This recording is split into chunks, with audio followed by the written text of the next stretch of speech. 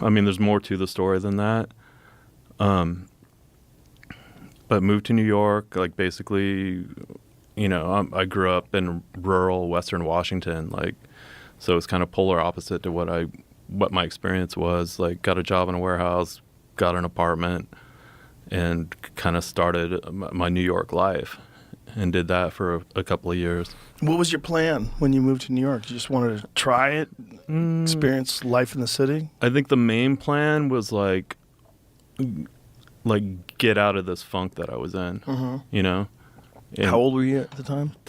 21, 22 maybe. So just young guy trying to figure out life. Yeah. I mean, like the Soundgarden thing, I mean, getting fired from Soundgarden, like, it broke my heart. It was a bad spot for me. And because I love that band. And it wasn't about, I never thought they would get as big as they did. Honestly, it kind of surprised me when they did. Because, yeah, they're a great band, but I always thought they were a little too quirky to be huge, despite, the Chris factor, like, this genetically engineered rock star, But I always thought they were a little too weird to have like mainstream success, which was fine with me. I thought they'd be like a big indie band, like Sonic Youth or Butthole Surfers, like that level, And but it was more like I just loved that band and I loved playing with them, and like, having that taken away, it fucked me up for a bit. So you just went to New York City to try to experience a different life?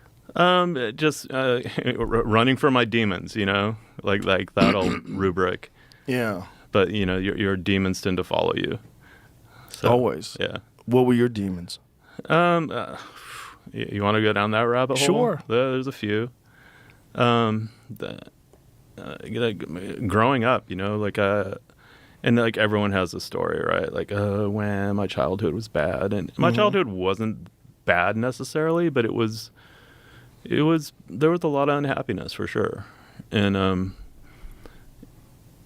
it stemmed from like my mother and my stepdad not being happy. They're I don't feel bad talking about it now because they're both gone now. But they probably shouldn't have gotten married. And they both, and that's one thing is like an adult, like looking back, you can kind of, you see your parents as human beings and not like these magical creatures that like feed you and take care of you. Right. And, they got their dreams and their crushed dreams, like they're humans. So I have a lot of compassion for them now as an adult. It's like, oh, I get it now. It's like they weren't bad people. They were just people. And it's just being a child in that environment. Yeah, because that's, you have nothing to compare it to. Right. It's just reality. Yeah. It's like, oh, I guess this is what being a kid is, Kind of sucks. Yeah. It can. Yeah. But through that suck, a lot of times that's where you sort of get your drive. Unfortunately. I'm a firm believer that growth is the result of trauma. Like you need that thesis, antithesis, synthesis, that like Stephen Jay Gould called it, pertaining to evolution, punctuated equilibrium, where like evolution tends to stay stable if there's no pressures. But as soon as there's this introduction of new pressures, usually the result of some cataclysmic event. It's not a gradual thing. It's usually sudden and extreme. And that's where these new evolutionary pressures are introduced. And it's like, on this level of species, you adapt and survive or you die off. So I kind of like putting that template on the individual. Like you kind of cruise through life and then something fucked up happens and then hopefully you step up and grow from it, learn from it, all that stuff. So you go to New York City, you were there for a few years. What were you doing while you were there? So initially I worked in a warehouse and it was fine. I was like paying my rent, living in Alphabet City, like having this urban life that I never thought I would have had otherwise. Did you know anybody there? Yeah, I had friends there from touring and stuff, and so that was kind of my foothold for moving there. Like didn't play music. Like I brought some equipment over. Like initially I went over with like a backpack, and that was it. And I had a friend of mine's band who were on tour pick me up at JFK and drive me into the city. I still remember this, like the day before, like I was doing different kind of work to save money for the move. So the day before I flew to New York, I was like bucking bales of hay in like a hayfield, like farm stuff, right? And my buddy Spike, who I'm still good friends with, played in this band called Mind Over Four. They picked me up at JFK, and I remember sitting in the van and looking at my Converse, and like I still had like straw stuck in the Converse from baling hay the day before. And it was like, okay, here we go. That's an adventure. Yeah. Wow. And so you're there for a few years, living that life. Mm-hmm. And how do you transition out of that? So I went back to Seattle at some point during the first year in New York to ship more of my personal belongings over. And I went to Sub Pop because they had UPS shipping there. And I'm like boxing up my stuff in the Sub Pop offices and like getting ready to ship it to New York, like including like a Marshall cabinet, like some music gear. But I had this vague notion of, maybe I'll play there. But honestly, I probably didn't touch a bass or a guitar for like the first year after getting fired from Soundgarden. It still kind of had a bad taste in my mouth. But what changed that was summer of 91, maybe. I was friends with this band called Skunk. They were this indie rock band on Twin Tone Records. There were three Matts, Matt Sweeney, Matt Quigley, and Matt Coleman. So Matt Quigley, the bass player, quit right before a European tour that they had booked supporting Babes in Toyland, another amazing band. And so I get a call from Matt Sweeney, and he's like, hey, dude, like, Quigley quit. We got this tour coming up. Do you want to fill in on bass for this tour? So I'm like, I could work in this warehouse in New York, like in the sweltering, New York summer heat, or I could, go to Europe for 8 weeks or whatever and tour. So I'm like, yeah, okay, I'll do it. So learn the songs and did that tour. And to this day, it was the funnest tour I'd ever done. And I think that was because I really had nothing emotionally invested in the band. Like, I like the music, I like the dudes, but it's just, all I had to do was go out and play to the best of my ability, and yeah, it was just fun. There was no burden, no heaviness to it, Like being a part of Soundgarden. Yeah. Immense band that you had that I was emotionally invested in. Yeah. And so how do you go from that to... There's more to the story. Keep going. Okay. So did the European tour with Skunk, and honestly, it was, I think, to this day, the best bass performances I ever did. I got some board recordings from that tour that once in a while I'll listen to it and go, yeah, it's not bad. Do you think it's because you were free, because you didn't have pressure and burden? I think that was a component for sure, but also the songs were a bit more complicated, and stylistically, it wasn't necessarily my jam. I was into heavier stuff, and this was kind of more like Soul Asylum, like indie rock, which is great. And the bass parts were really complicated, so I kind of had to push myself to learn them, and again, like, grew from it as a musician. So did the tour, came back. I started playing with this kind of an industrial band on Earache Records called Old Lady Drivers, which is like another kind of interesting foray into a genre that, like, I was a fan of like the grindcore bands for sure, but like even this was like, it's kind of beyond that because it's a lot of synthesizers and drum machines and stuff that I really wasn't exposed to before. But they had a record deal with Earache, and you know who John Zorn is? No. So he's an American treasure. He's this avant-garde jazz musician based out of New York. Google him if you get a chance, but like brilliant. Kind of, he does a lot of stuff. He's really prolific.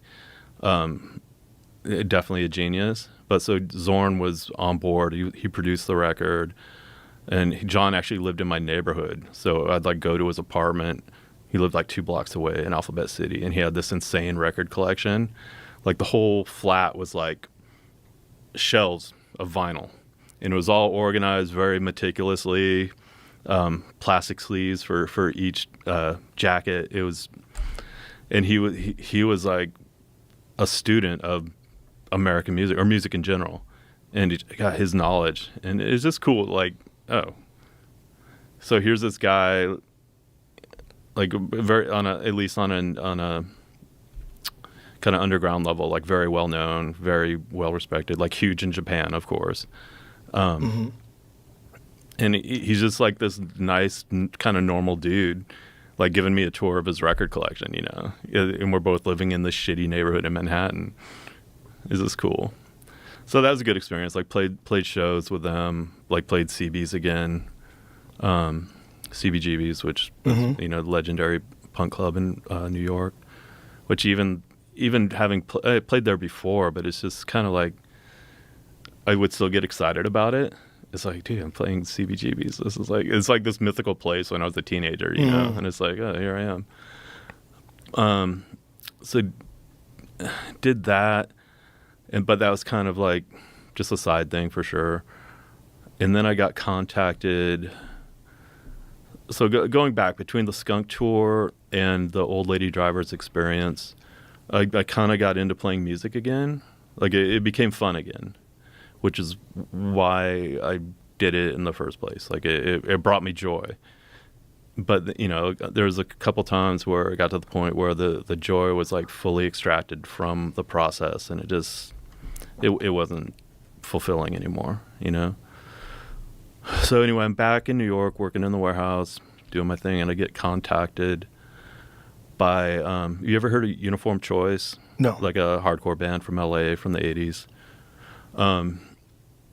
I get contacted by Pat Dubar, who was in the 80s the singer for Uniform Choice, and that was a band I was familiar with from the punk days and everything.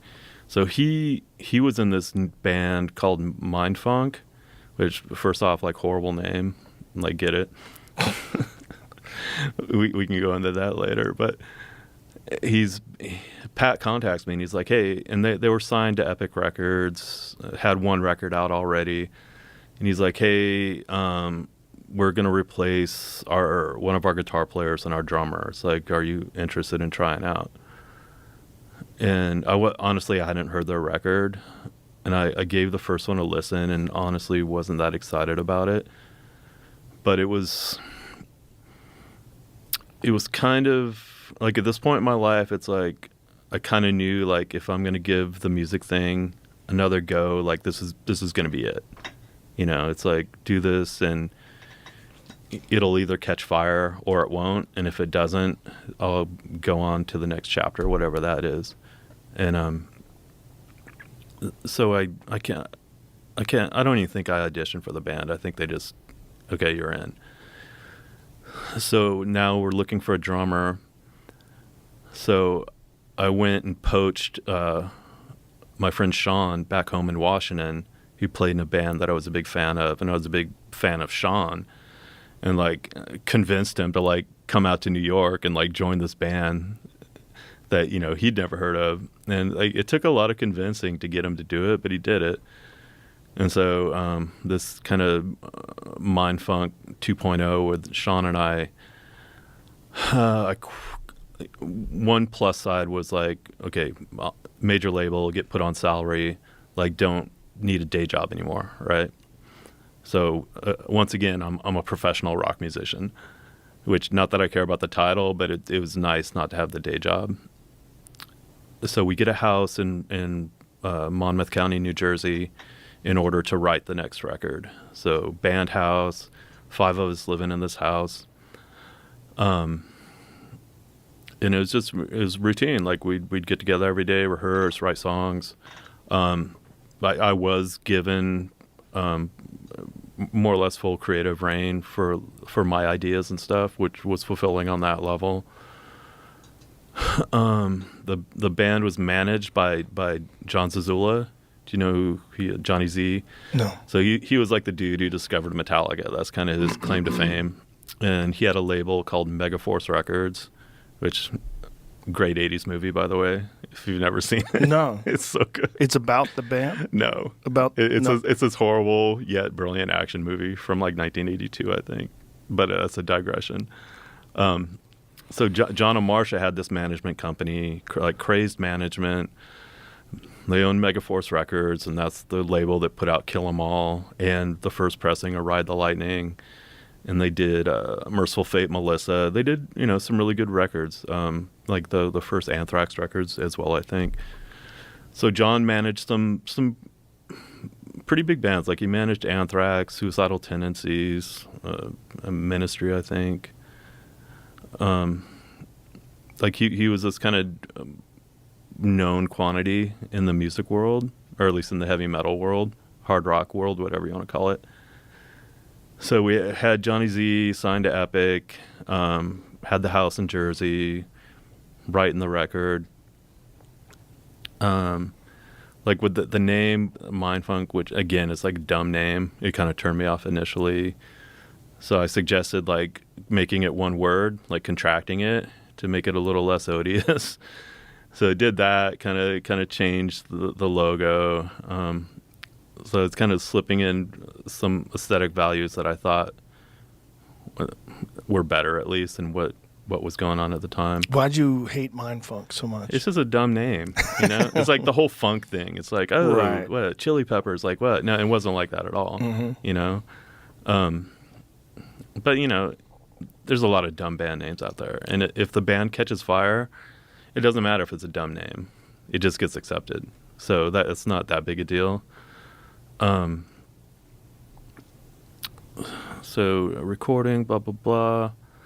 Johnny Z. We get to, so we get Terry Date, the producer, on board to produce the second record. And I knew him, he's from Seattle, so I knew him from Soundgarden and from like other local bands that he produced, like a known quantity in that world.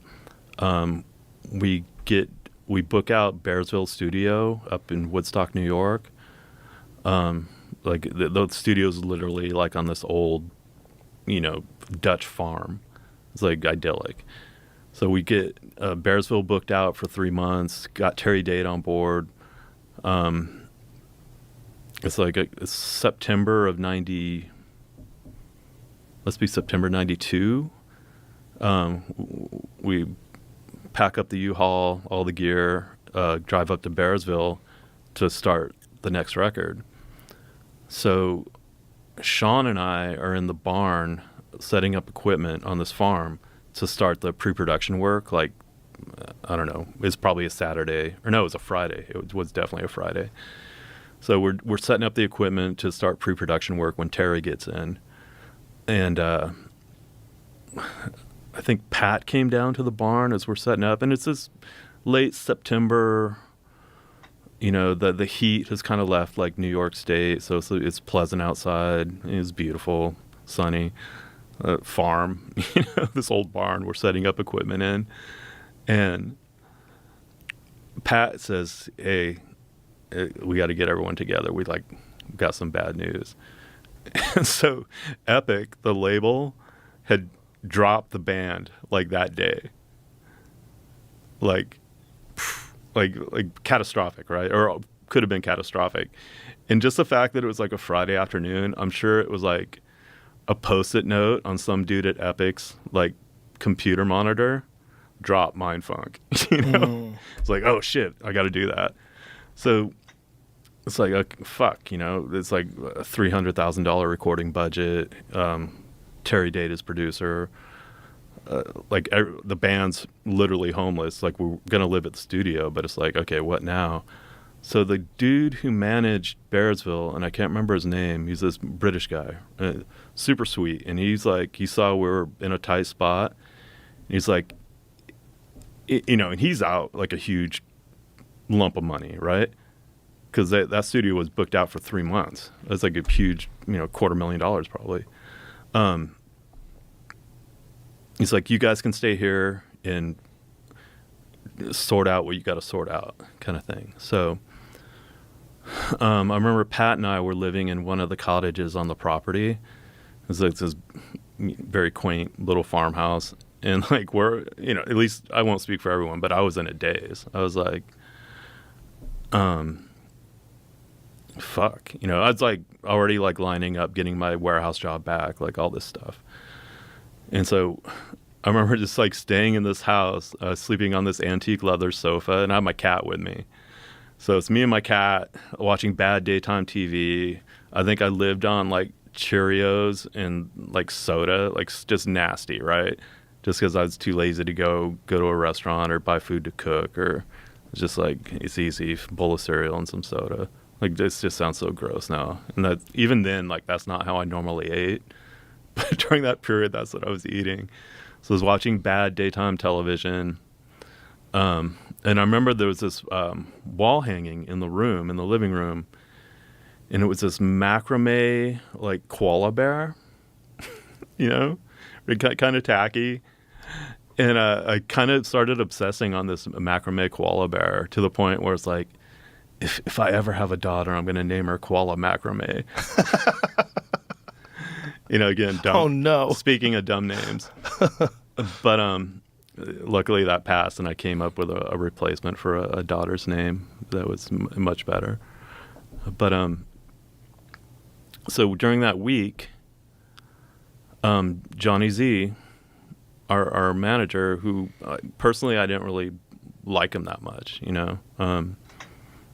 he was kind of there was something kind of dodgy about him, like in that music business way, that also put a bad taste in my mouth on a lot of levels, just being in that industry. But Johnny, as much as I didn't like him, he came through, and maybe he was motivated by economic reasons rather than, he's being a stand-up guy or whatever. But he signed the band to Megaforce, to his label. Put up the money for the recording to record the record, put us all back on salary so it didn't miss a beat, like no one had to get a day job. And then Terry Date, much to his credit, like he had every right to bail, right? It was like, okay, what's the next gig? Okay, I'm there. He got us studio time at Bad Animal Studio in Seattle, which is Hart's old recording studio. It's gone now. Like all this happened in like a week, 10 days. Like everything was back on track, just like new label, new studio in Seattle. And so loaded up the gear, flew to Seattle, and like probably 10 days later, we're doing pre-production demos at Bad Animals and recorded the record. And it was done, I think, by December. The mix was done. I actually went back to New York and worked in the warehouse for a month to make some extra money. And then the band, well, not the whole band, but Sean, Pat, and I decided to move to San Francisco just for like a change of venue. So I think New Year's Day or the day after, I loaded up a U-Haul with all our stuff and like drove cross country by myself, which was like a super fun road trip. And then we got an apartment in the Mission District in San Francisco, and that's where like 1993 was a very transitional year, and that's where kind of things got to the point where it's like, okay, I got to do something different for me personally. And what happens next? So we're living in San Francisco, like that, like even while we're living in the house in New Jersey, during the recording process in Seattle and in San Francisco, like taking a lot of drugs, like a lot of hallucinogens mostly, but had my flirtation with heroin, like first started just smoking it, on tinfoil, and then went into IV use. And like I honestly enjoyed it, but it never got its hooks in me. And I got to the point where I was like, yeah, I should probably not continue down this path. And it walked away from it. It's a big step to go to intravenous. Yeah. Well, like I'm a completist, I guess. It's like I don't want to do it halfway. See what the fuss is all about. Yeah, exactly. Yeah. What is the fuss all about? So the feeling, what's your experience with opiates. Only like while I've been under like having surgery. Yeah, so it's the same. Yeah, Just that kind of weightless feeling. it's very nice. Like it's, I guess the analogy I can make is just that kind of post-orgasmic bliss where you're weightless and everything feels wonderful. It's like that, but induced artificially, I guess.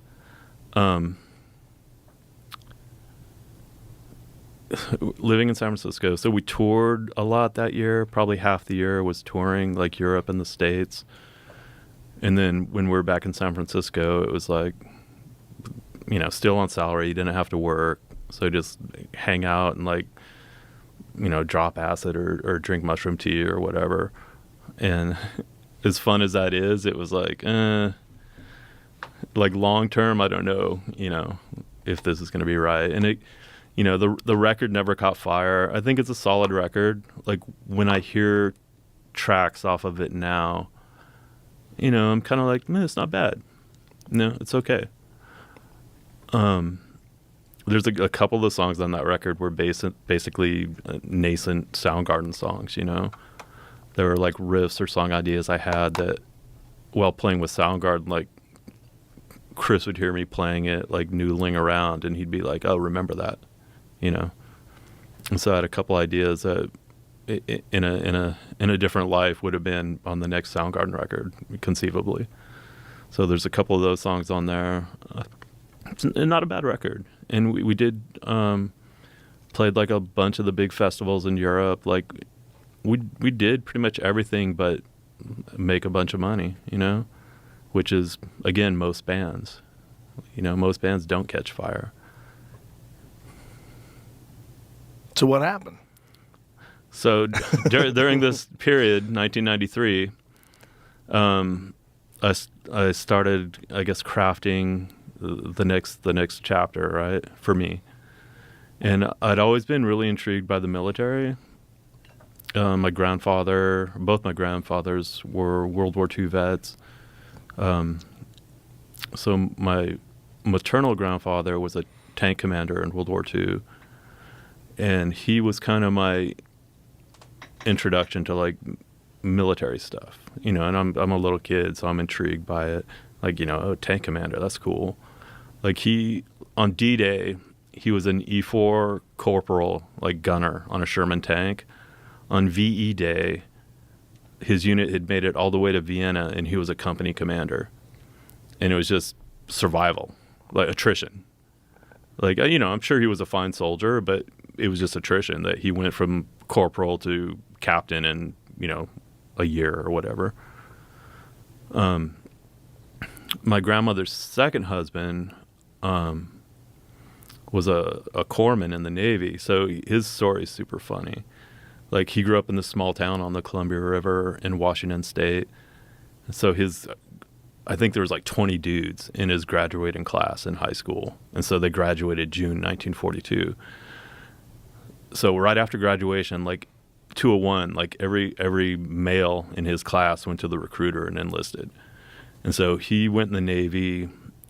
His Navy MOS was like a pharmacist mate or something like that. So he's like, oh, I'll be on the ship, like working in the dispensary or whatever. Like, wrong. Like, he graduates, like they give him a helmet and attach him to a Marine platoon, infantry platoon, and like, you're the medic. And so he did like 7 amphibious assaults in the Pacific. Like, crazy stuff, right? Wow. Yeah. Like, it was super hard. And he had amazing stories, And then my father's father was in the Coast Guard, and he did a lot of coastal patrolling, Oregon coast, Washington coast, Columbia River during the war. Just, looking for Japanese subs or whatever.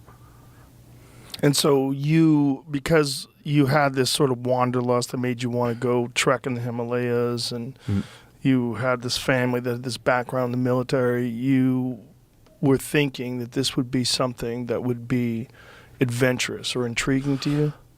Yeah, like I've always had a taste for like high adventure, like as a child, like probably even before I was school. So like Saturday morning cartoons. Like, how old are you? 55. Yeah, we're the same age. So I imagine probably grew up with similar cultural influences. So I remember in the like mornings watching TV shows, like cartoons, like Johnny Quest was the big one, right? Mm-hmm. Speed Racer, Yep. Marine Boy, like all this, and Speed Racer and Marine Boy were anime, but they were like great. Marine Boy was basically Speed Racer, but underwater. It's just super cool, fantastical stuff. Great to feed the imagination. Like the writing for Johnny Quest was so good, and like the show in retrospect was like kind of progressive. It's like Johnny had two dads, and like they had this like a multiracial like composite family. Like it was like, but the writing was so solid, like super creative.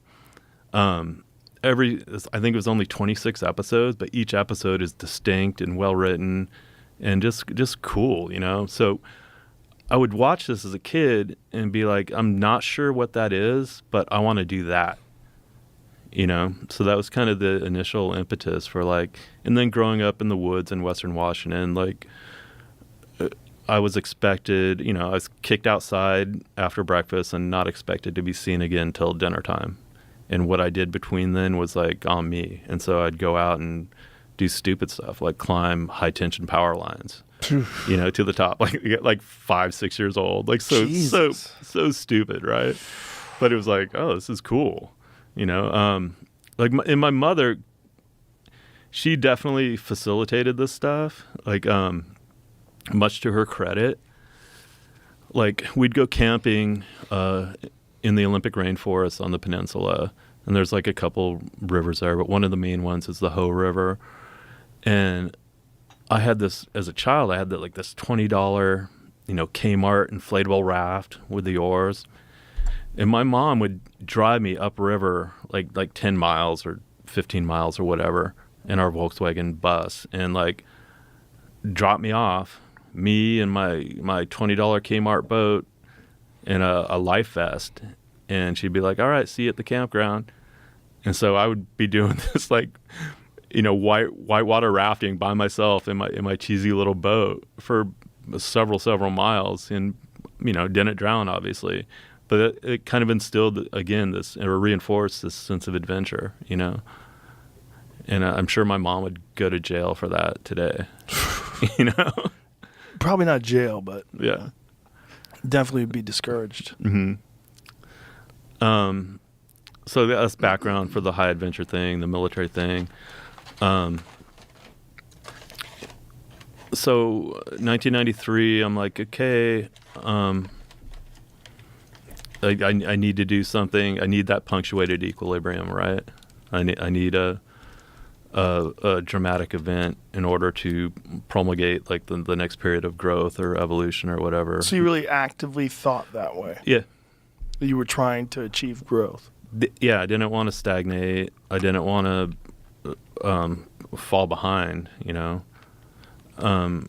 as like I guess as soon as I figured out what life authorship was, or the concept, even though I may have not have known the term, I kind of endeavored to actively author my own life, pursuing the ends of making a life that kept me engaged, kept me interested, and was meaningful to me, So the military seemed like more and more like a viable option for that next page, that next step. So I at the time, like 1993, there wasn't a lot of books out about special operations, and pretty much the only ones that were out there were like Vietnam dudes. So I devoured every, Vietnam War special operations book, whether it was like LRPs, Rangers, SEALs, SF, whatever. Had Dick Marchenko written his books yet? That I don't know. I don't think so, because I think I would have remembered reading them. I read one of them when I was in Gulag in Ranger School, and it seemed kind of like over the top to me. But that's a digression. I think there was one book out about like the SOF experience during the first Gulf War, and they kind of went over different units and different operations. And I think that's the only kind of contemporary one that I was even out. But it's like, yeah, I'm going to do this. So while we're in San Francisco, you know, between like dropping acid and taking mushrooms, I was going to the recruiter. And like, I went to the Navy recruiter first because I actually knew someone who was a SEAL, a former SEAL. And so that seemed intriguing to me. So I go to the Navy recruiter and I'm like, hey, I want to be a SEAL. And they're like, well, here, take the ASVAB. So the ASVAB is like this IQ test that the military gives you. And so I took it, and I scored pretty high on it. And so they're trying to push me into like more technical MOSs, you know? And I'm like, but no, that's not what I want. What does MOS stand for? Oh, sorry. If I get too jargony, that's okay. Please stop me. Yeah. Military occupational specialty, your job. Mm-hmm. And the Navy doesn't even call it MOS. I think they call it rate or something like that. And so I'm like, no, I didn't want to do that. So basically it came down to they couldn't even promise me a shot at trying out for buds, you know, taking the PT test basically. And so I didn't know really anything about the military, but I knew enough, or I suspected enough that like, okay, I'm not going to sign anything unless I'm like guaranteed a shot. And so that's when I started talking to the Army recruiter, and they could guarantee me. So basically they gave me a Ranger contract. So Ranger Regiment's interesting in that it's pretty much the only special operations unit in the U.S. military that has privates, like has brand new soldiers. Pretty much every other unit, it's all NCOs. So that's kind of your entry level soft unit in the U.S. military is Ranger Regiment. And so what happens? So I finished my Mindfunk touring obligations, which went pretty much almost up until Christmas, like in just mid-December, say, and like left the band. And I think 2 months later, I was in basic training. What were you thinking while you were in basic training? I mean, basic training's like, it was like every movie cliche you've seen, like, happens. It's like, oh, and this is, you know, this part. It was a necessary step, right? For the progression. It wasn't really challenging. The most challenging part about it was like not being able to do what I wanted to do whenever I wanted to do it. That was like the biggest challenge for me. Your entire life, every minute of your day is controlled. So that was kind of like, yeah, I don't know if I dig this, you know? Right. And but you know, sucked it up, went through it. After what they call AIT, like Advanced Individual Training, which for me was infantry. You go through the infantry MOS training, go to airborne school, and then go to selection for a regiment. So what was the physical aspect of it like? Because it seemed like you're just partying and living life, you know, like a rock star before that. You're just doing heroin and all this stuff. And then all of a sudden, you know, you're involved in something that's very physically grueling. But I did prep. Like I got a YMCA membership, and I was swimming at the Y. I was running. Even though I was kind of going into it somewhat blind, I knew that like I can't just show up like and not have any kind of fitness level, you know. Mm-hmm. So I did do some prep work, and I think it served me well. Was that the first time you had done physical stuff like that in your life? No. I mean, I was never... I played soccer when I was a kid. Like, soccer was like the one sport that didn't have that jock culture, you know? Mm-hmm. So that's kind of what I gravitated towards. So, and you know, I did a lot of physical outside stuff like my whole life. You know, I worked in Alaska on a fishing boat. Like, there was nothing... It wasn't foreign, you know, like physical exertion. And so what happens then? Go to selection. At the time, it was called RIP, like the Ranger Indoctrination Program. Now they call it RASP, like the Ranger Assessment and Selection Program, something like that. And I think it's a week longer now. But like RIP is when things got physically challenging, for sure. It was basically, you just get abused for 3 weeks, basically. You know, they try to make you quit. And so like the runs, like we do these like non-standard runs and RIP, it pushed me to my limits. Like I was always kind of at the back of the pack. Like I was still with the main body, so I was keeping up. I was meeting the standard, but like right behind me were like all the dudes who were like getting put on the truck. Like you're done, you know. Mm. So it's like you look at that and like dig a little deeper and like keep going, you know. But yeah, got selected, and went to 2nd Ranger Battalion. And did you immediately get deployed? Like what year are we talking about here? This was 93. No, 94. Okay, so yeah. This is post Desert Storm. Yeah.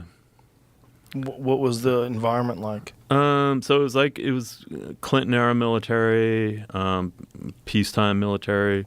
So like everything was geared towards training, right? Like there was a few dudes in my company who were like Panama vets. And so that was like 1989, I think, Just Cause. So there was some of those dudes hanging out, and I could tell they were just waiting for the next like real world op. That's all they were doing. They were biding time.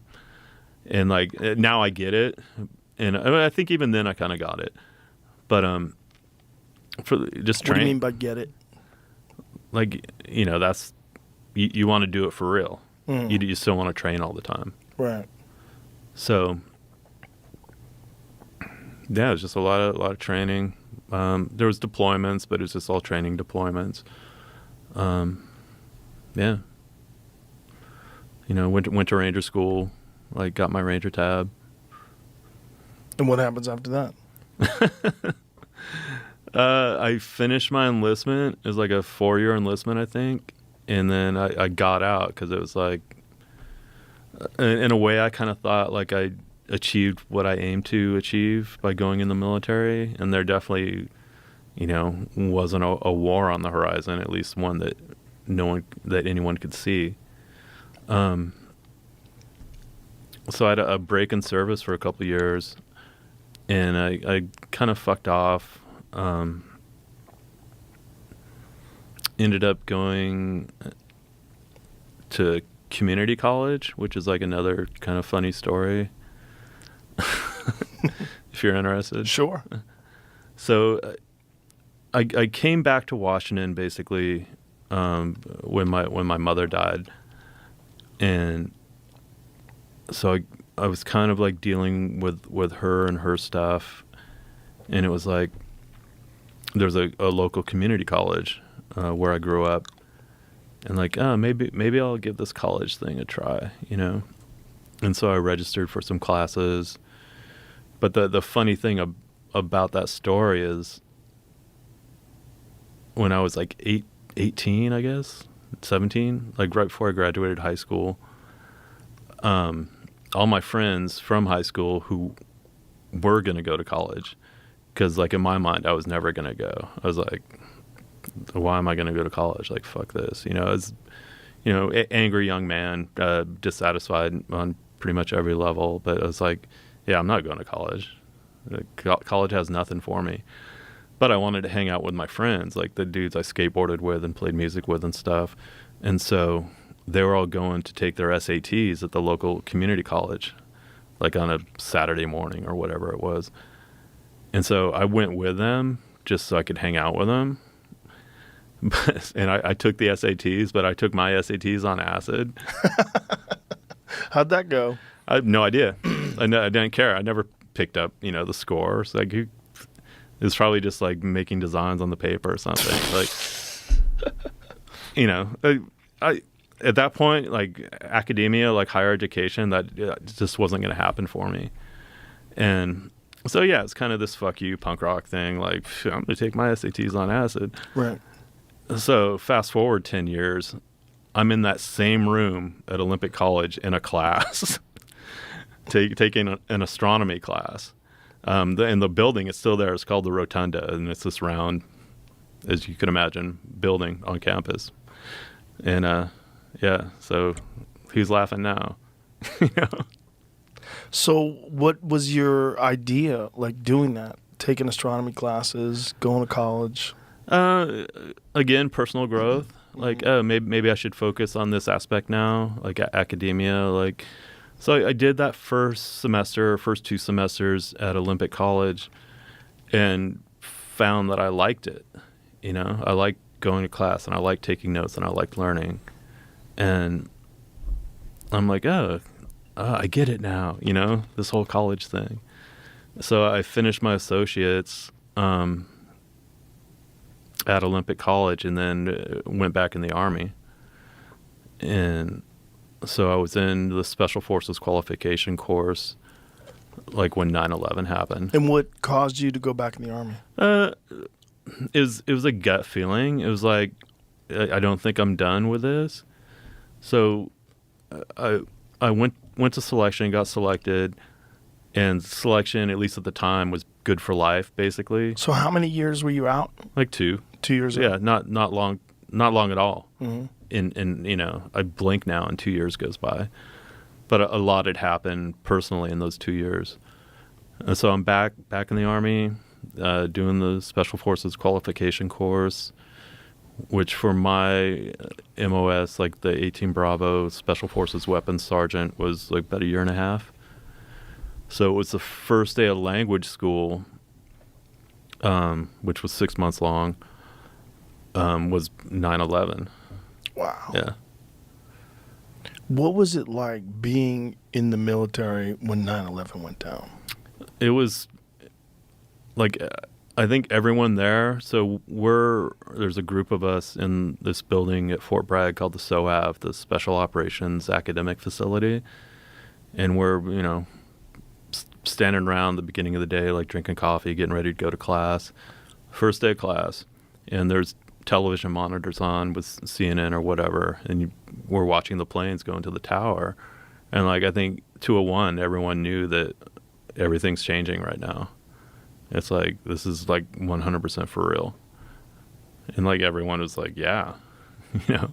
That's how you felt? Oh yeah. Yeah. Yep. All the training. Yeah. Like, finally we're going to do something. Mm-hmm. So what happens then? I'm in language school for another 6 months. So What are you learning? Thai. Why Thai? It's just like my unit's area of responsibility was Asia, so I had to do an Asian language, and I like Thai food. So, graduate the Q course, like do a couple of J sets in Asia. So J sets, joint combined exchange training. So you basically go, your team goes and trains with a foreign special operations unit, and you teach them stuff, or you know, and it's more just to like establish rapport and maybe get some access or whatever. So do a couple J sets in Asia, and then get ready to go to Iraq to prep for the invasion, like in 02, and like spend a lot of time in Kuwait, just like training and preparing. What was it like when you went there? To Iraq? Yeah. So that was like my first like combat experience, and so it was unique in that, so my team and a couple other teams are basically attached to the 4th ID to provide kind of route reconnaissance and screening and stuff for the kind of this main conventional military, you know, invasion. And so watching Big Army work, you know, do what they do best was pretty amazing. Like tank engagements, like I never thought I'd witness that. It was just almost like and it's probably a trite cliche, but like a movie, you know, watching this massive mechanized force just like crush everything in its path. So, yeah. When you were over there, was any doubt that you had done the right thing by enlisting? And again, yeah, no doubt. No doubt at all. Yeah. You were geared up, ready to go. Yeah. So what happened when you were over there? Like got in some gunfights, hit some targets, and then redeployed back to the States. You say that so casually. Got in gunfights and hit some targets. Like, it had to be a pretty extreme experience. Yeah, but honestly, I think my Afghan experiences were more intense than Iraq for sure. Yeah? Yeah. It was a different animal. And when did that happen? So did some rotations in Afghanistan following the Iraq invasion. And it was kind of the more traditional like SF mission, like working with indigenous troops and leading them on raids and things like that. That's got to be a wild change of life, to go from being a musician to go from being a deployed special operator in Afghanistan. Like, the shift in consciousness is so extreme. Maybe, but I think I'm pretty good at just with rolling with stuff. It's like, oh, this is happening now. Okay, but that's a Let's big go. happening. It's a huge happening Yeah. to be in combat. I mean, definitely. I think the war and combat was the most profound experience of my life for sure. And I don't mean to maybe treat it lightly, because I don't take it lightly. Yeah, it's by far the most profound experience of my life. So many guys who come back from that, not only do they say it's the most profound experience of their life, but many of them say it was the best experience of their life. I understand that for sure. Like, I guess I could encapsulate it like this. Like, you got your dudes, your team, your little indigenous troopers, and you're gonna go crush some target. And like, I never had a doubt that like maybe I would get injured or killed, but that I never had a doubt that the mission would fail, just because the odds were just in our favor. It's like, you got night vision, you got a cast stack, you got this huge support apparatus. It's like, there's no way we're not going to win this fight. But going on target, closing with, destroying the enemy, and then getting you and all your dudes back to base alive, best feeling in the world. Really? Yeah. So many guys say that. Best feeling in the world. Wow. Yeah. What is it like? What can you describe it? It's or give an attempt? I think, like, and I got my kind of evolutionary ideas about why that is. Mm-hmm. I think that we're on a very essential level, like, doing what human beings, or one of the things we're meant to do. Or maybe one of the things we've always done. Well, we're an adversarial species, but like every species in nature is adversarial, and it's not an evaluative statement. It's just kind of an observation. So I think on this, just the way our brains are, like evolutionarily, like, okay, we're the monkeys with the big brains, right? Mm-hmm. And we've created this very technologically advanced, if not challenging, environment now that we live in. But the way our firmware up here, we're still hominids on the savannah, like 100%. And so I think through war, through combat, we kind of tap into that primal, okay, this is what we're supposed to do, And was that surprising to have that part of your mind sort of ignited in a sense where you realize that, like, this is like something that's deeply embedded in your DNA? Yeah, I mean, I know I'm making that claim, but it's it's not based on like scientific research I've done. It's just kind of an intuition. Well, many make that claim. Yeah. It's not an uncommon thought. Yeah. So it rings true to me. And like, have you read like that Sebastian Junger book, Yes. Tribe? Yeah. Great book. Yeah. And like his thesis, like that's the first kind of PTSD thesis I read that kind of rang true with me. Because like before that, the popular conception was, you know, these young men and women go off to war and see horrible things and come back fucked up. But like his thesis where they lose that tribe, right? That task and purpose, unity of effort. You know, literally, we're tribal creatures. Like that's how we operate. Like I did a paper when I was doing my undergrad. I think I was trying to investigate like genetic impetus for like human conflict or whatever. And like during my research, one of the things I found that was super interesting to me was the way psychologically we're equipped to deal with about 100 to 120 individuals. Like that would be our extended tribe, our social group. Dunbar's number. Is that what it is? Yeah. Okay. Yeah, it's this group of people that you can contain in your mind. Yeah. And it's segmented. There's like a small number of people that you're intimately attached to. There's a larger number that are close but more like associates, friends. And then there's people that you know, and it extends out. It actually extends even further than 120 or 150. It gets to like people you are aware of. But it's fairly small, which is one of the weird things about knowing a lot of people. Yeah, that number gets really weird, and then your memory of people, it's almost like your brain deletes them because there's no room. But then it's like, how well do you know them as well? You know, right. Like how intimate is that relationship? But an interesting correlation I made, like researching this paper, was that number is the same number in Army Tactical Organization as an infantry company is 120, and that's kind of like you know your main operational unit in the infantry at least. Like SOF, you're dealing with smaller teams, smaller numbers, but I thought, wow, 120, that's it.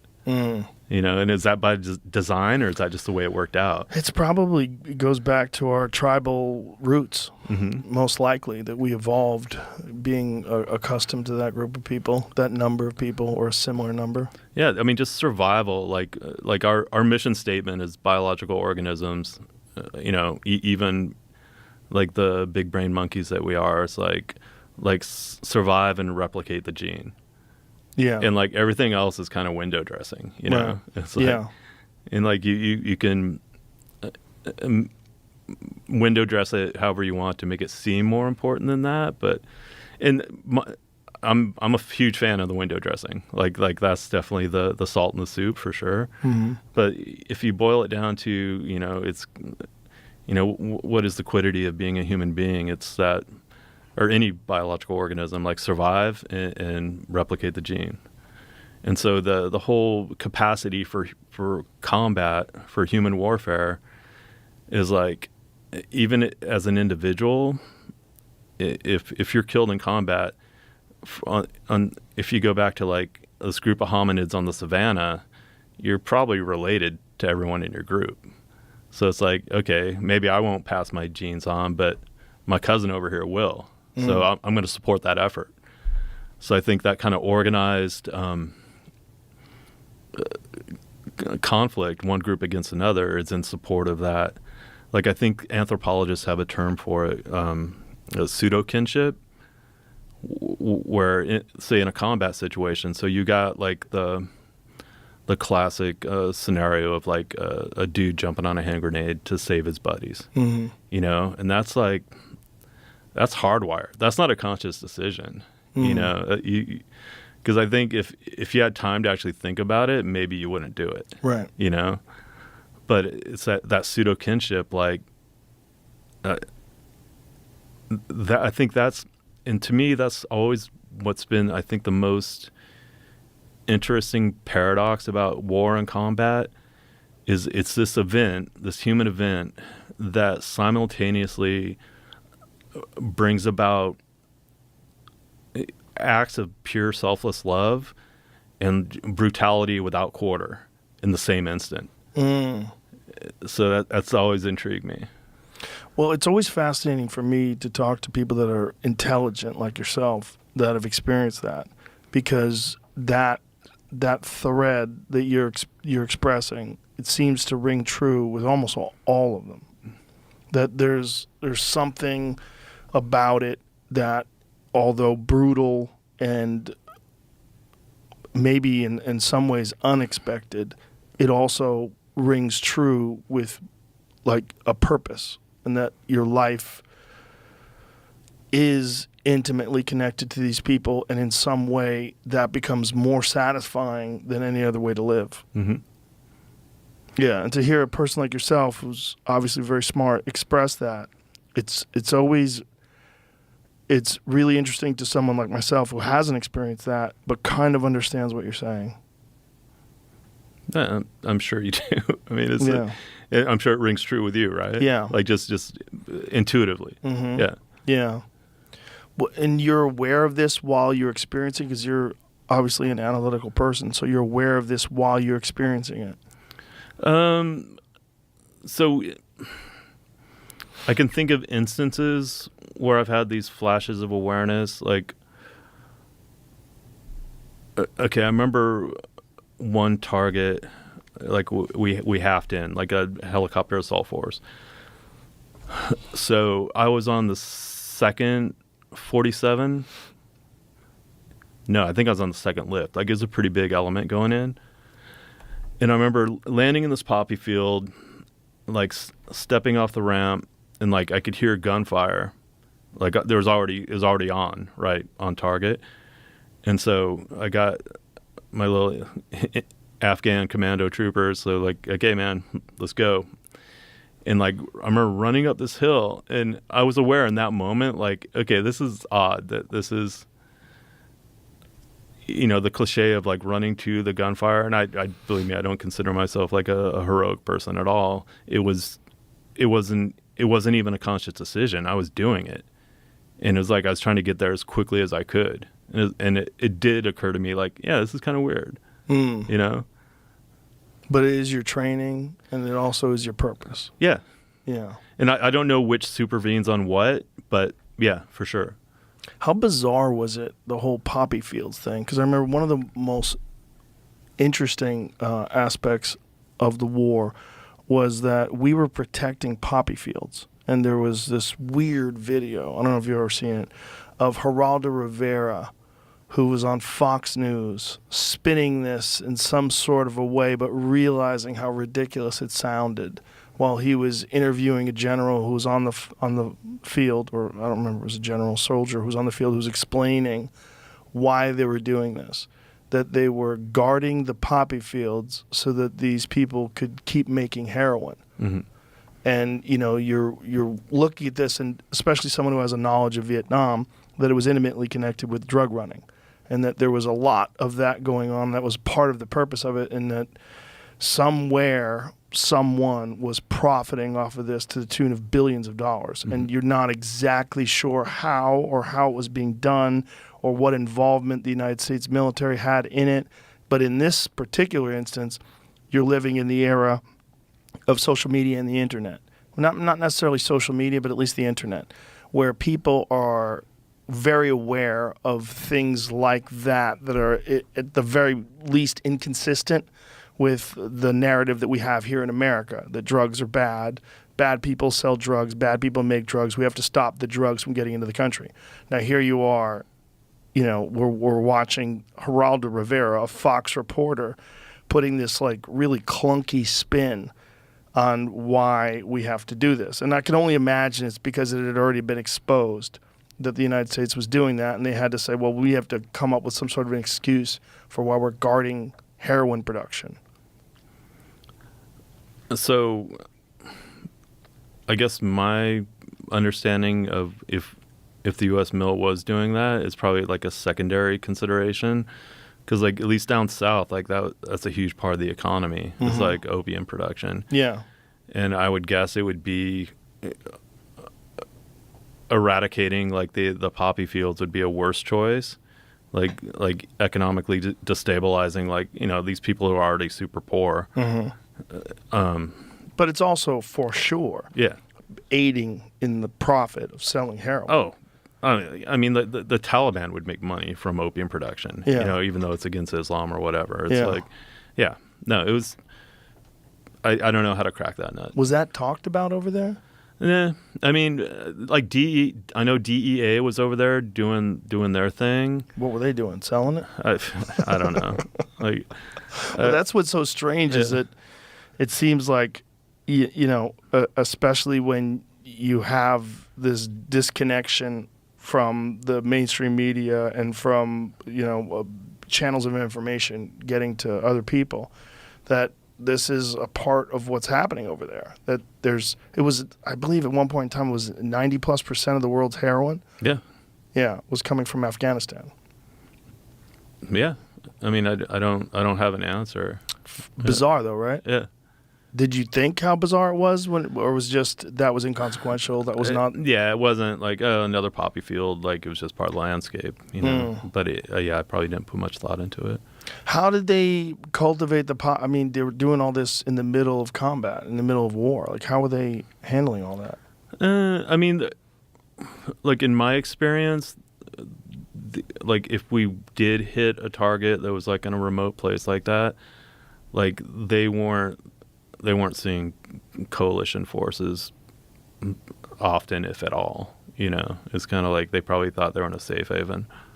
So, I mean, I think when you get closer to the built-up areas, and at least at the time, I mean, like the whole Afghan government was so corrupt anyway. So I think probably the main people making money were, you know, Afghan generals. You know, which I think at one time the Afghan army had like 3,000 general officers or something. They had like this inverted pyramid of leadership. Like, oh, I'm a general, you know, and they all have mansions and it's all corruption money. And yeah.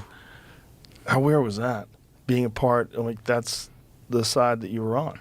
I mean, you're over there sort of helping. Yeah, like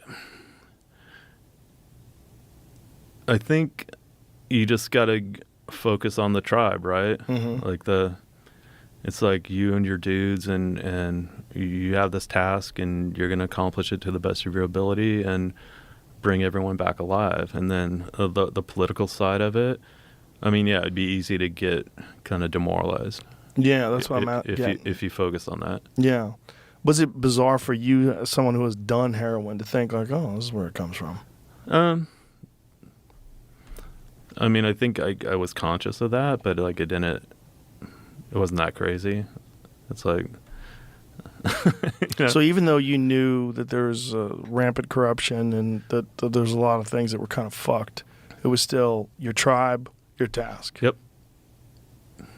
Did you spend any time pondering, like, whether or not that made sense, or did you just do what you were supposed to do? Yeah, I think I reflected on it and then would just, you know, do it, you know. Did anybody talk about it over there? Yeah, I think, and I would talk about it too. Like, you know, as the war progressed, you would see these mansions being built around Kabul and stuff, you know, these ridiculous, like, concrete mansions, and like, that's our tax dollars are paying for that mansion, you know, or it's corruption money, or it's opium money, or whatever. And it's just part of the culture there, you know. Like, how do you fix that? It's like I remember talking to one of our interpreters over there, and like, so I'm not married, don't have a family, and so obviously everything over there is very family oriented, or you know, family tribe. You know, that everything's geared towards like blood relations and things like that, and like the stronger and larger your family is, the stronger your tribe is. Like that whole thing. It's like a different paradigm than we have in you know, the West. And so we're just bullshitting, and he's asking me about my family, and I'm like, oh, I don't have a family, just me. But you know, my neighbor has the keys to my house, and They can go in, take care of stuff if I need something taken care of and all this. And like the first thing he asks is like, and they do not steal all your things? Because that's what he was thinking. Right. Like, oh, if I had your keys, I'd be stealing your shit. Right. And that's the mentality. Like that, Yeah. it's different, The houses down there, each family unit house is a miniature fortress, and it's because it's this culture that they habitually prey upon each other. Mm. So the houses need to be these mini fortresses. Where here in the West, like I don't have a fence around my property. My neighbors have my keys. Like, it's fine, Yeah. How bizarre was that, though, to go over there and experience this completely different way of life with other human beings living on another part of the world, completely different set of values, different goals and expectations, different religion. It was fascinating. Yeah. Like, just because that part of the world, like Central Asia, is like such a fascinating part of the world, like all the way back to antiquity. Mm-hmm. All the history that's like transpired, in that area. Any chance I got to see something like somewhat historical, like there's still remains of like Greek ruins from 300 BC. Really? Yeah. In Afghanistan? Yeah. Really? Oh yeah. There was I never got to this town, but up on the Oxus River, there's been several attempts over the decades to do an archaeological excavation of the entire city, but it's a no shit Greek city in Central Asia. Wow. So when Alexander of Macedon, when Alexander of Macedon, Alexander the Great. yeah, was his campaign in Asia, so he pushed all the way to the Indus River, but what he would do along the way is establish Alexandrias. So Alexandria in Egypt, but there's multiple Alexandrias. Like the etymology of Kandahar, the town in Afghanistan, is, if you go back, it was Iskandahar, and Iskandahar literally means Alexandria. That was one of the Alexandrias. Wow. That he established in Central Asia and all over Persia and Asia Minor, and like that was the thing. So it was a way to kind of maintain a foothold in that part of the world, like build a city, establish like a Greek education system to educate the locals in the Greek model. So he was kind of projecting, he was in it for the long game. Like, this is part of Greece. It's going to be Greek. Mm. And the Greco-Bactrian empire, if you want to call it that, probably lasted like 100 years, and then it just fell apart. Is there like documentation of the Greek cities, the ruins in Afghanistan? Yeah. Jamie, can you pull some of that up so you can find any of that? That's fascinating. I had no idea. So the old Alexandria. So here it is. Wow. Yeah. That's incredible. Yeah. And so that's just abandoned now? Yeah. That's amazing. Mm-hmm. And this is from 300 BC? Yeah, around that. Wow. That's amazing. I had no idea. So at one point in time, that had been some sort of a thriving community. Yeah, the city on the Oxus, Icanoum. See where it says Icanoum, Wikipedia? That was the city on the Oxus. Wow. Yeah. Wow. So they had an amphitheater. Yeah, it was a full-on Greek city. That's incredible. Yeah. That is wild. And so how did they maintain it, and how did it collapse? I mean, I don't know. Look at that. That's intense, man. But that's up north in Kunduz. What is that statue, Jamie, where it says a history? Yeah. It's a Buddhist statue. Yeah, It's a Buddha statue. The Buddha's of Bamiyan. Like the Taliban blew those up. Oh, right. Yeah. Fuck. What a bummer. Yeah. How old were those? That I'm not sure.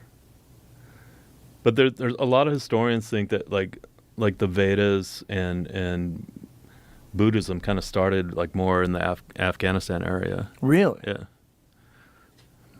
No kidding. The Vedas. Yeah. Wow. Look at all these Buddhas. Yeah. There's tons of, there's some really cool, so there was this really interesting period of history of Greco-Buddhism in Central Asia. There was one of the Greco-Bactrian kings, Menander, actually converted to Buddhism. And there was this brief moment of, brief period of Greco-Buddhism in Central Asia. And so the Buddhas that were carved, so they're carving statues of the Buddha and stuff, but it's in this total Greco-Roman style. So they're beautiful pieces of art. And it's literally a Greek Buddha. You know, you look at it stylistically, and it's like, that's Greek, but it's a Buddha, and it's cool, you know, flash in the pan of history. You know, see if you can find any images of that. Are those all gone? Did the Taliban blow them all up? No, I mean these. So there's actually some at the Met in New York that I've seen. I've seen some at the National Museum in Kabul. Look at that. So, yeah. That's so strange because it's so obviously like influenced by Greek art. Yeah, the folds in the robe and all that. Yeah. Yeah. Wow. Wow. It's really, really cool, really interesting. Human civilization is so bizarre. The rise and fall of these empires and these civilizations, and for you to go and visit it in the middle of combat must have been particularly bizarre. Yeah, like I would try to get in, do my share of, for lack of a better term, like tourism. Like I went to the old citadel outside of Kandahar, where right now when you're on the ground it doesn't look like anything, but if you go to like Google Earth, you can see the old outline of the city walls, and you could see the citadel in the middle, and it's like it's still there, the remains of it.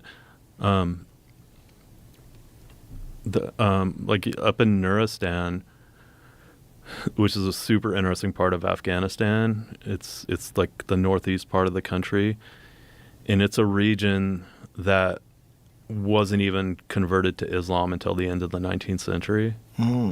Like you can make the analogy of they're like the Basque in Spain, right? It was like this mountainous region that kind of was able to retain like its cultural and linguistic identity because of the terrain. Like it was more defendable.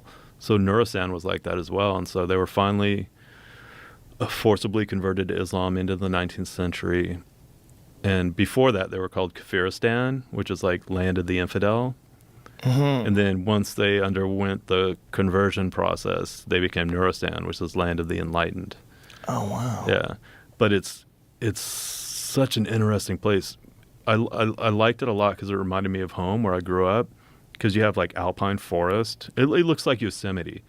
Like if they could ever have peace there, they could have like a trekking industry, you know, ecotourism, whatever, like White River rafting down the Kunar River. Like is gorgeous. And there was places where in Afghanistan where I was like, I could be home on the Olympic Peninsula right now. Wow. Like mountains, alpine forest. Yeah, there's the old citadel. That's incredible. Yeah. I had no idea this stuff was there. Yeah. The history of Afghanistan is so fascinating and so spectacular, and so like the futility of trying to conquer that place and control that place. It's going to be what it's going to be.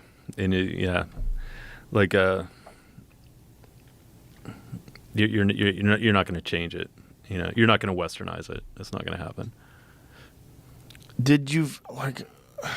It's so crazy that we were there for so long. It's a 20-year war. Would you have ever imagined that while you were there? No. Like if you would have told me September 10th, 2001, like, oh yeah, we're getting ready to be in a 20-year war in the Middle East and Central Asia, I would have been like, no fucking way. That's just not going to happen. You know, and then boom. What was it like to you when we pulled out of it finally? On the one hand, it was like a relief. It's like, enough already. It's like, we're obviously not fixing that place. It's doubtful we could fix it. I think it would have been clever to hold on to Bagram and maintain a strike force there to put out fires, so to speak.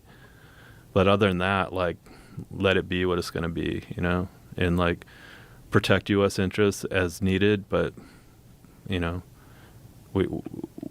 not going to change that place. It's so crazy that we didn't learn from the Russian invasion. We didn't learn from the Russians' battle in the Mujahideen, Mm-hmm. and which we supported. Mm-hmm. It's so strange that everyone makes the same mistakes. Or the British, or the Greeks. Yeah. It's like the Greek foothold there lasted 100 years. Like, so historically, that's nothing. Right. Yeah. Just there's no place like it on Earth in that regard. Just like because of the terrain, because of the people and the religion and the way it's controlled, areas are controlled by warlords. Yeah, it's all tribal. It's all, and that's the way they politically. That's the way they govern themselves, and that's just and it's not even an evaluative statement. It's like, yeah, it's not Western style, but okay, what are you gonna do? Right. They gotta, at some point, as long as they're not impinging upon. I guess I have a very libertarian perspective. Like, if they don't fuck with us, we shouldn't fuck with them. Right. Yeah, that's there's a futility in trying to be the policeman of the world. And it's exhausting. Yeah. And ultimately you're going to fail. You're going to drain all your resources trying to manage something literally on the other side of the planet. To what end? Right. And then there's these entities that are profiting off of that futile attempt, mm-hmm. which they would like to continue that money flowing in. So they continue this thing that everybody knows you're eventually going to have to stop.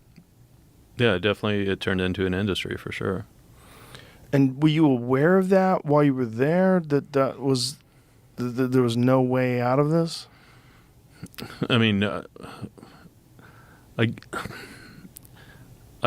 guess I always suspected that it would never be, like, it wasn't going to be like, hey, check this out, democracy. It's cool. Right. Like, I pretty much knew that wasn't going to fly. I think the best I could hope for was just stability, And that didn't happen. No. There was some really bizarre moments after we pulled out of Afghanistan where they were interviewing the Taliban and talking to them about women being in control or women, being in government, and whether or not they were going to accept sort of this Western idea of diversity and inclusion, and they were just fucking laughing. Yeah. Yeah. Yeah, it's absurd to them. Yeah. Just like the other side of the coin is absurd to us. Yeah. So how do you bridge that gap? Especially when you're dealing with the history of the place, the hundreds and hundreds of years of living that way. Mm-hmm. The idea that we're going to go in there with tanks and fix it. Mm-hmm. We're going to force you to be democratic. Yeah. It's like, okay, that's not going to happen either. And also the rampant corruption that exists in the people that are in power. Mm-hmm. When you're talking about all these mansions and the selling of the heroin, it's like, what are you going to do? How are you going to get those people to straighten out? Mm-hmm. You're not. Yeah, it's ingrained. It's cultural. It's maybe even more than cultural. Was there a time when you were over there, like towards the end of your time there, where you were recognizing the futility of this? Yeah, I think big pictures, yeah. But again, you're there to do a job, so you can't do all in the negative, Right. And it's like you need to believe in the mission, And I believed in the mission as far as like myself and my teammates, like we're gonna do what we have to do and do it to the best of our ability, and everyone come home alive, you know? Yeah. Complete your task, Mhm. support your tribe. Yeah. Yeah. How long were you over there for? I did like 4 rotations. So I left the Army the second time, like 2007, when I was, when basically went back to school. What was it like to make that transition from being over there in one of the most bizarre wars we've ever been a part of, and then going back to school, and going back to civilized society, and going back to Western culture? Again, I think just my disposition, I tend to just go with things. You have a very unusual disposition. Really? I don't know. Like, I think 4 out of 5 ex-girlfriends polled would suggest I'm good at compartmentalizing things. 4 out of 5? Yeah. What about the 5th? No, I'm guessing. No, it's just I made the transition. I thought, well, it's like, okay, cool. I'm in school, like now working on this chapter, you know. Why do you think some people struggle so much, and you were able to sort of at least fairly smoothly make that transition? I don't have the answer to that. I don't know. Did you have friends that struggled? I mean, most of my friends from the military are soft guys. Yeah. And I think in general, like, they're adaptable. You know, I think that's kind of a soft a special operations soldier criteria is you need to be flexible and adaptable and quick on your feet like that. And more resilient. They're more resilient human beings. I would think so, yeah. Yeah, I would think so too. At least my experience with them. I've had conversations with special forces guys where they explain to me the reason why less of them experience the kind of PTSD that some of the other guys had. And they said because we were proactive. We weren't reactive. We were going and doing things. Mm-hmm. It wasn't like we're sitting around waiting to be attacked. Mm-hmm. And some of the guys that are sitting around waiting to be attacked, the anxiety of that was kind of overwhelming. I could see that, yeah. If you're just sitting on a fob, like, waiting for that rocket attack, yeah. Yeah. And so you come back in 2007 and you decided you're done? That's it? Yeah, so I was at another crossroads, and it was like I can re-enlist or I can go to university. So I applied. A friend of mine in New York was like, "You're pretty smart. You should apply to Columbia." And I was like, I would never get accepted there. You know, that's not going to happen. And so almost as a joke, I applied to Columbia, and then I applied to Seattle University as well. Only two schools I applied to, and ended up getting accepted to both. And so with the Columbia thing, it was like, okay, am I going to step up to the challenge, or, you know, go, I mean, not necessarily the easier route, but maybe the more comfortable route, which would have been Seattle U. And I went for Columbia. It's like, okay, challenge accepted, you know. And what did you study in Columbia? Philosophy. A lot of money in philosophy. I don't know if you knew that. I heard it's right up there with gender studies. Yeah. Would you like some coffee? Yeah, please.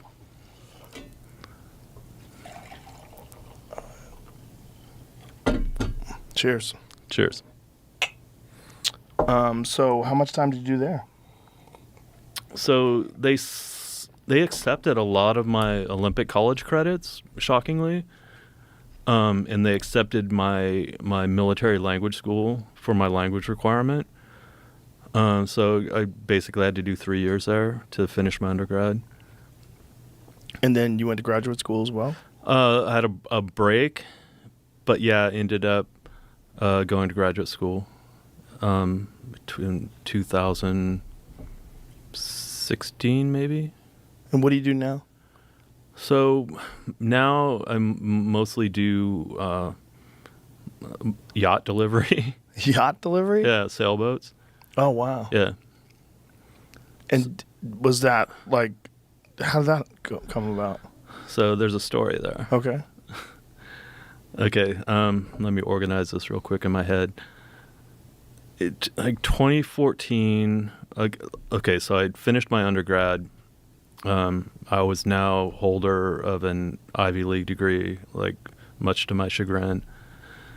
And I went through a personal crisis that was pretty bad.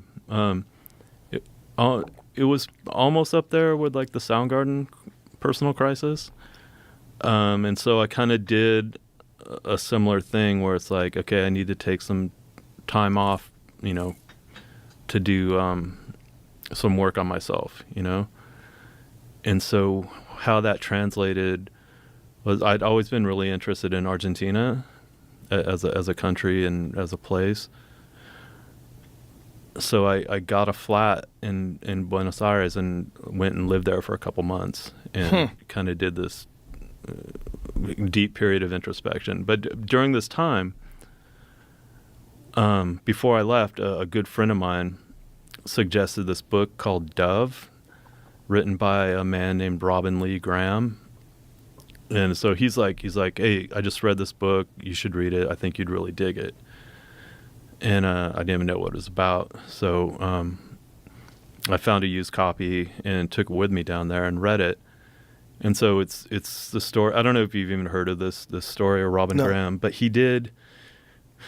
I think he started in 1967. He did a solo circumnavigation in a sailboat that took him about 5 years to do. But at the time, he was the youngest person to ever do that. He started when he was like 15. And it was like, it got a lot of press. Like National Geographic covered it. I think he's been on the cover of National Geographic like 3 times. And so it's an interesting account, his solo circumnavigation. Took him 5 years. Along the way, he met this woman, Patty, like this young, pretty hippie chick, like somewhere in the South Pacific. And they fell in love and like got married. And she would kind of meet him in different spots as he finished the circumnavigation. And then the book ends. He returns to Los Angeles, circumnavigation complete. And I'm like super cynical, like going, okay, what happened now, And I'm like, I bet that marriage didn't last, because after something, I guess I equated it to like a war zone romance or something, where you're kind of in this super heightened environment. So if you bring it back to just normal life, like, does it survive? Like, what made it interesting or exciting or whatever, Do you kind of get back to reality and it's like, you're not that interesting or whatever. Right. So yeah, I'm super cynical, like that marriage didn't last, whatever. So, but then I started doing some internet research on Robin Graham, and turns out he wrote like a second book called The Sailor Returns from the Sea or something like that. So what had happened, and he did go through kind of a dark period after the circumnavigation that I won't get into, because I bet he told me about it personally.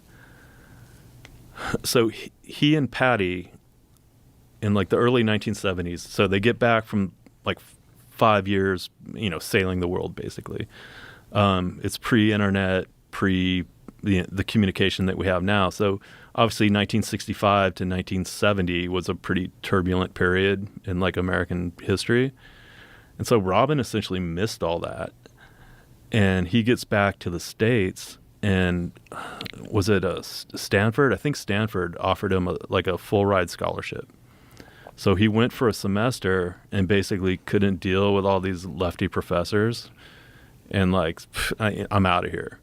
And so he and Patty loaded up, bought like a mail truck, I think, loaded up all their stuff and went to Montana and homesteaded in Montana, like super old school, like 19th century homestead. Wow.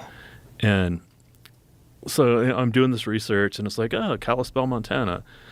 My buddy Mike from Ranger Battalion lives in Kalispell, Montana. So I'm in my flat in Buenos Aires, And I email Mike. I'm like, hey, dude, you know a guy in Kalispell named Robin Graham? Like 30 minutes later, I get an email. It's like, yeah, I saw him in Costco yesterday. And it's like, no fucking way. And so, hey, can you do like an email introduction for me? And he's like, yeah.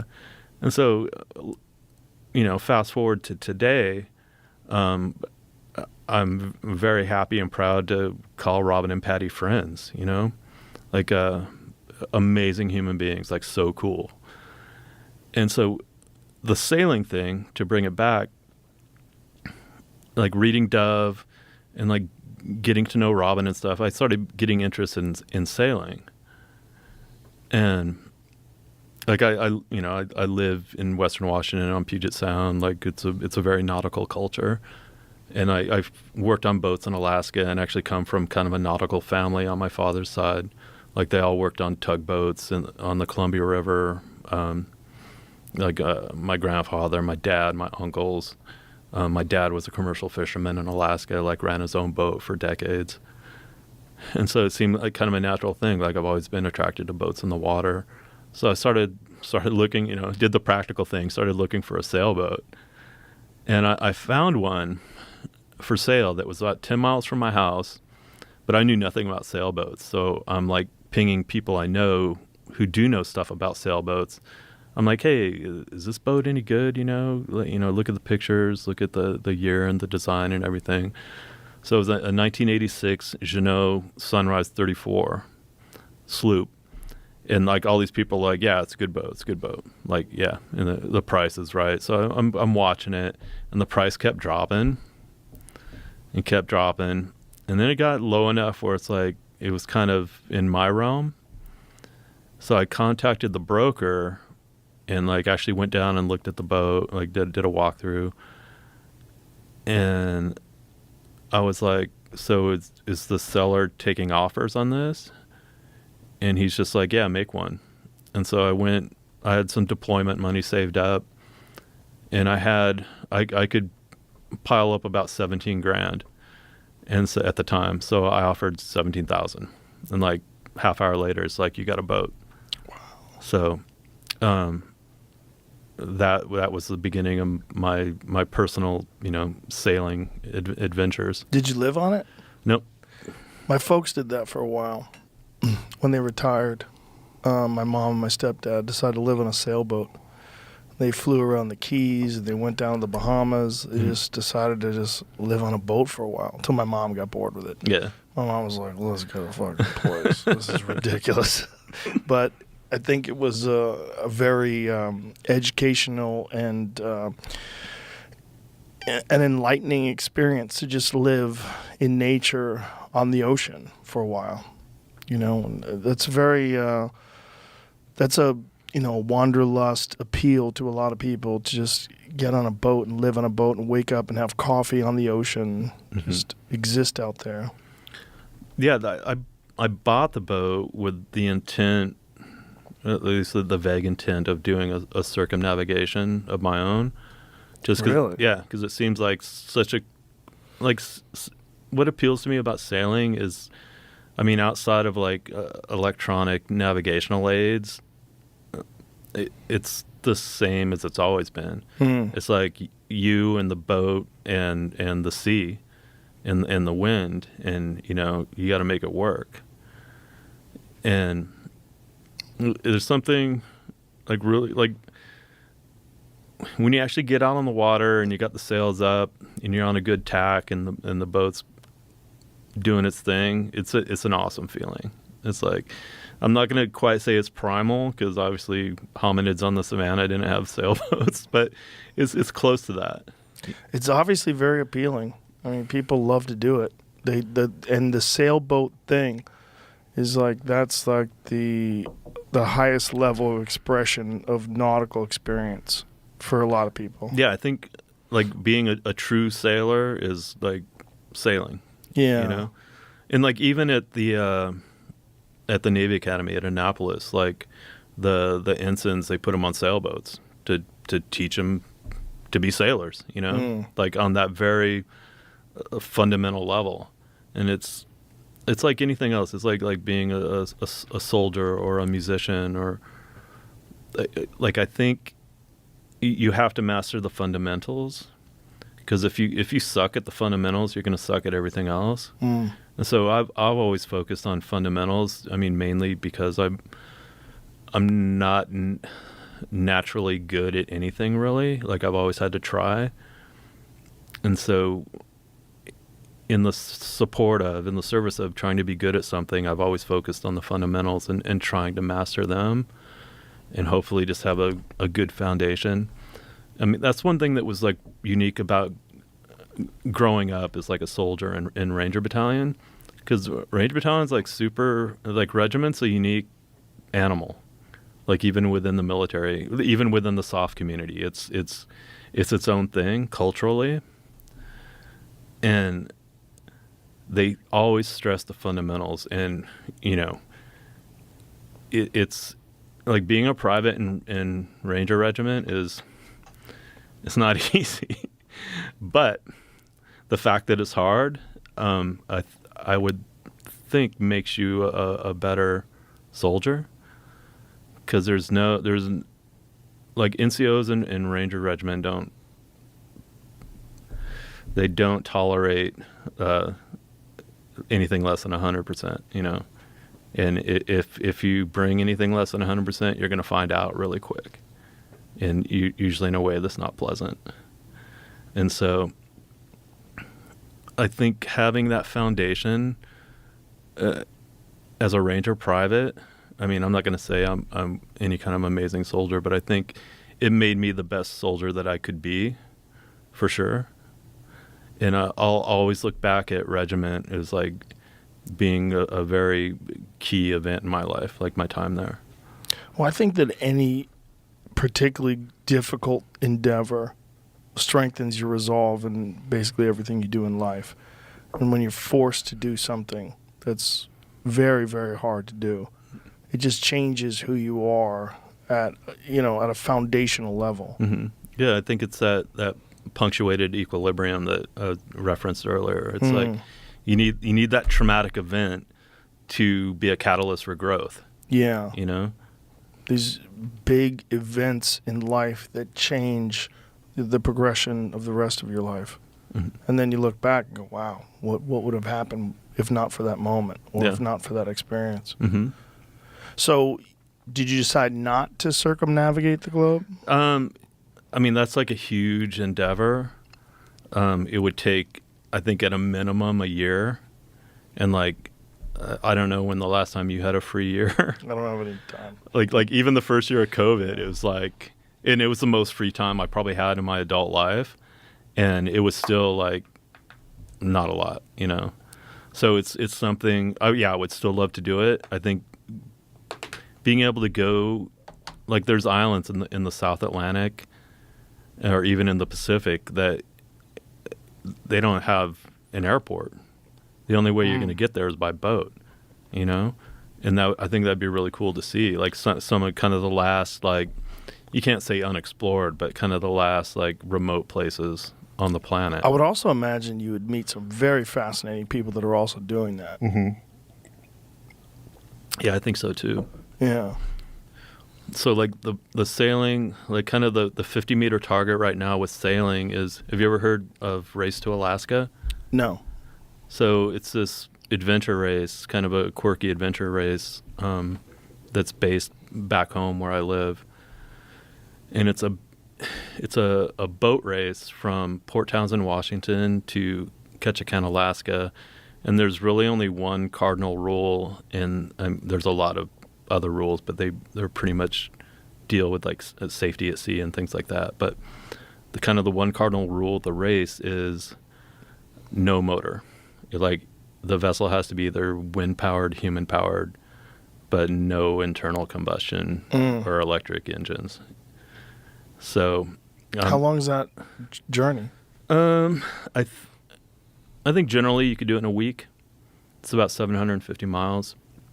So they changed the rules last year so before you could only go up the inside passage, like the east side of Vancouver Island, and it's very constrained waterways, and like current's always an issue because a lot of like there's pretty big tides up there, like a 12-foot tide in that part of the country is normal, you know. And so you get these big tides and constrained waterways, and they turn into rivers.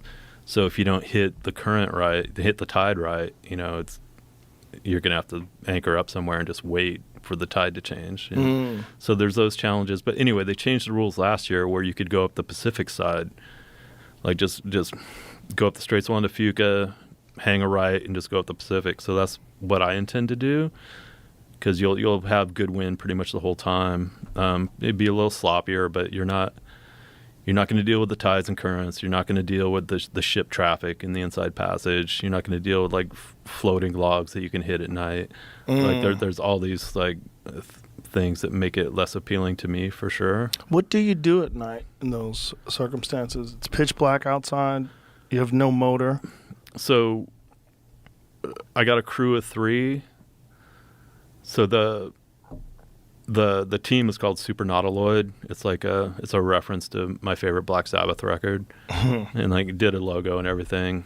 So right now in the process of refitting the boat, and so it's a pretty big project. So right now everything's going okay, like trying to raise money, like set up a GoFundMe page through the Supernautiloid site in order to fill the gaps, you know, financially, because it is a pretty big project. Been doing most of the work myself so far.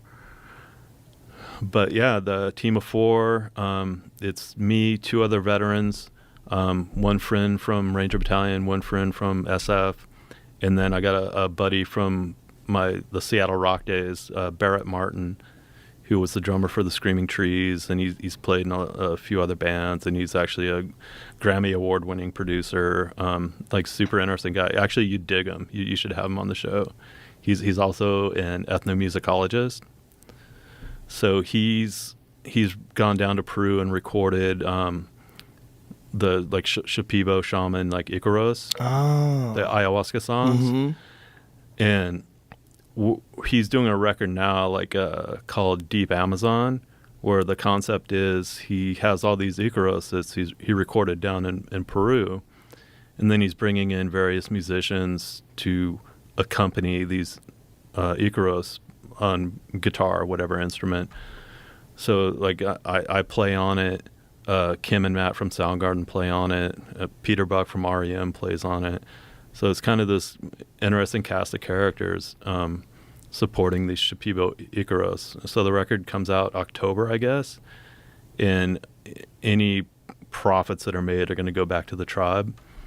So it's kind of cool. That is cool. Yeah. So how much time have you been spending sailing that you're interested in doing this? Have you dedicated a lot of your time to that? Yeah. Like as much free time as I can. I love getting out on the boat, getting the sails up and just going. I like even just like sleeping on the boat.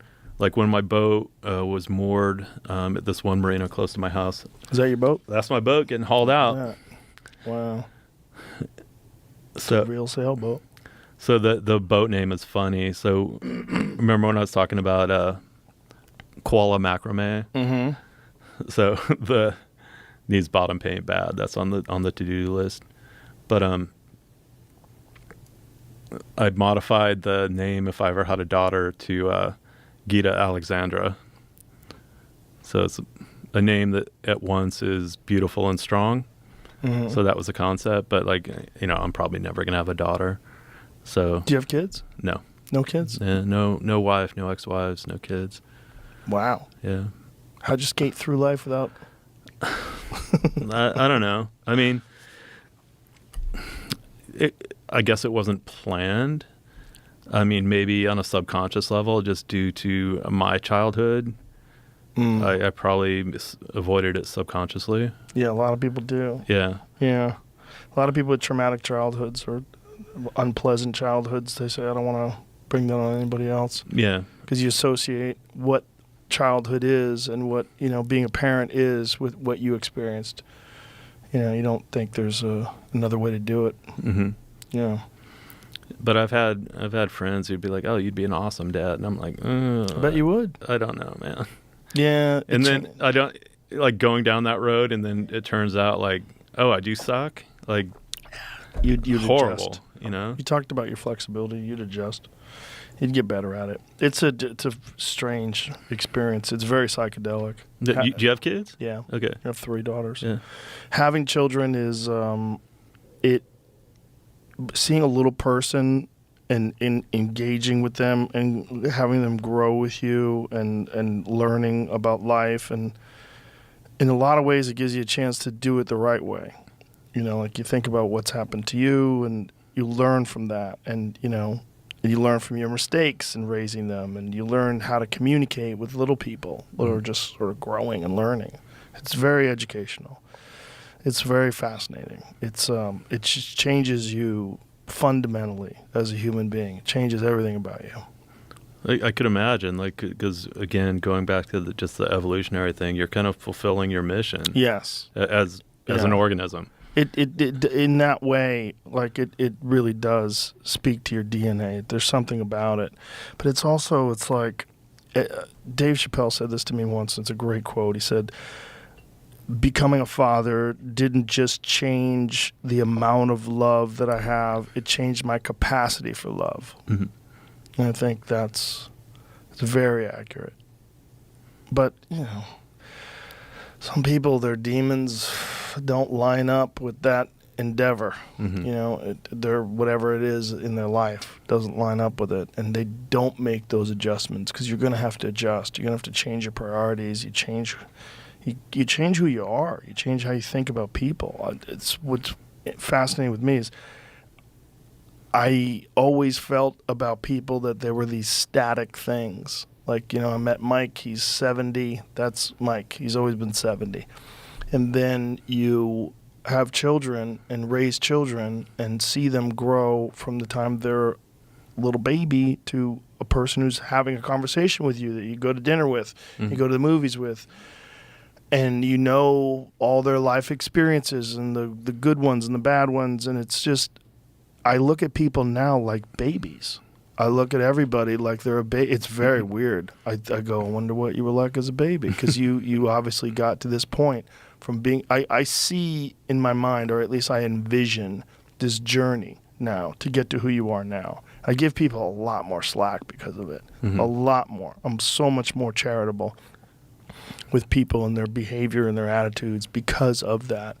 Because I realize that a lot of what life is determinism. It's not just free will and who you are. A lot of it is the experiences that were thrust upon you and how you had to react to those experiences and what you were taught and who you're, I have friends with horrible parents, and that battle to deal with these motherfuckers that raised you is like, it's like a constant thing in their life that they never quite get past. And I was very fortunate that my mom, when she married my stepdad, they're very close, and they've been close most of my life.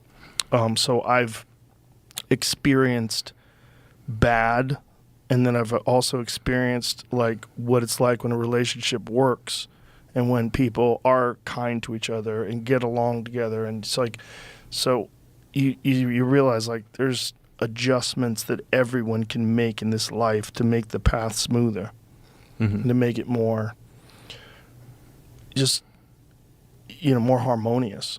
But it really changed how I think about humans, like not just like my humans, but all humans, like everyone that I meet. I really think of them as babies.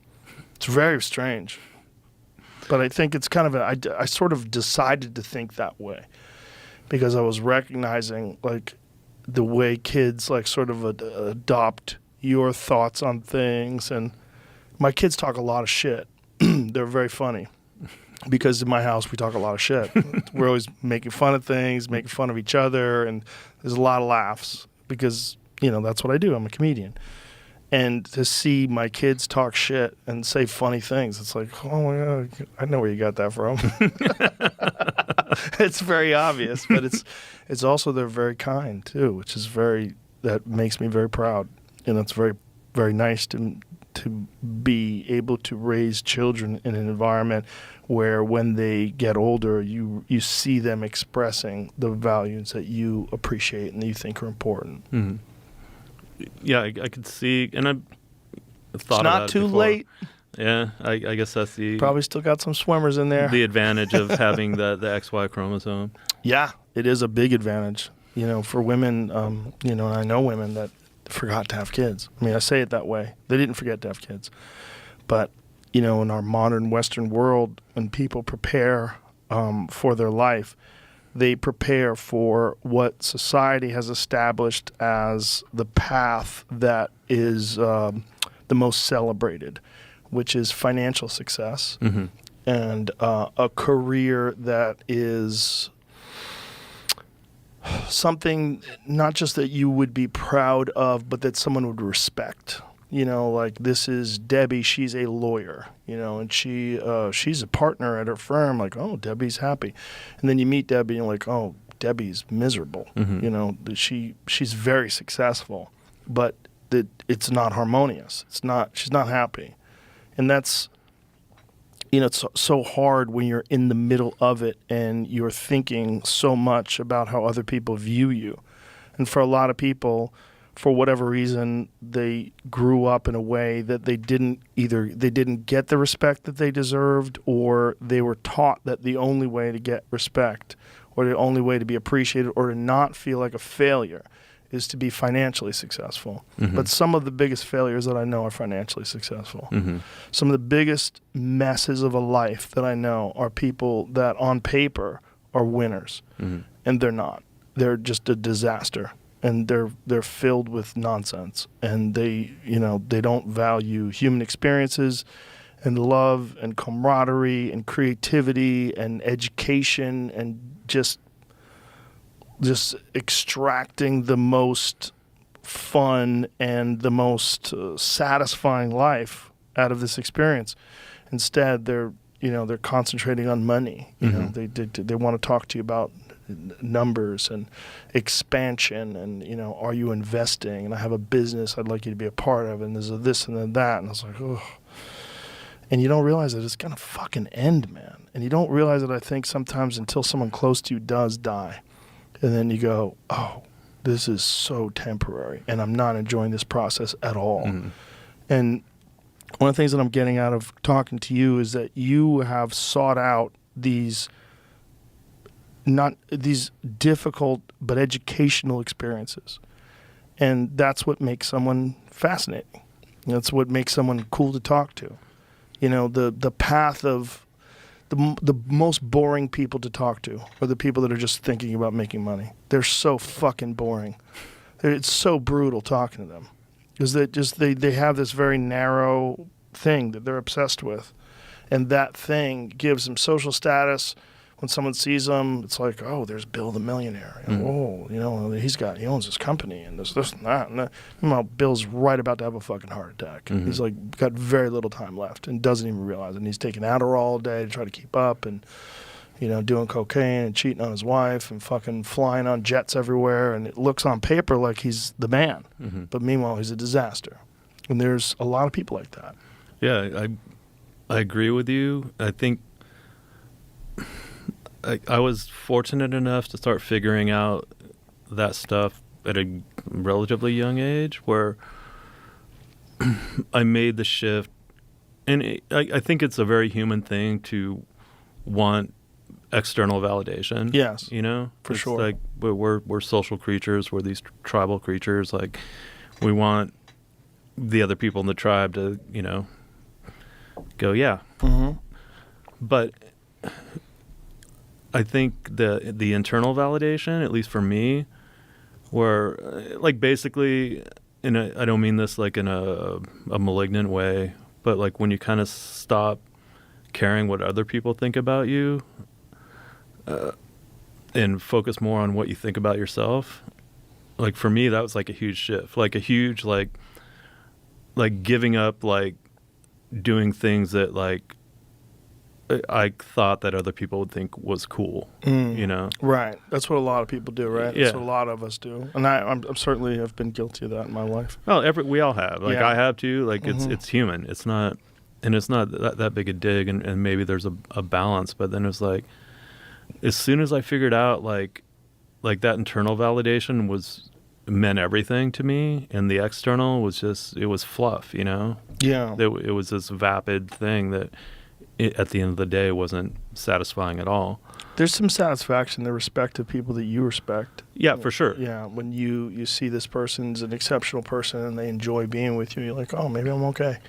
And there's actually a couple things I'd like to go back to, like what you were talking about, and one was like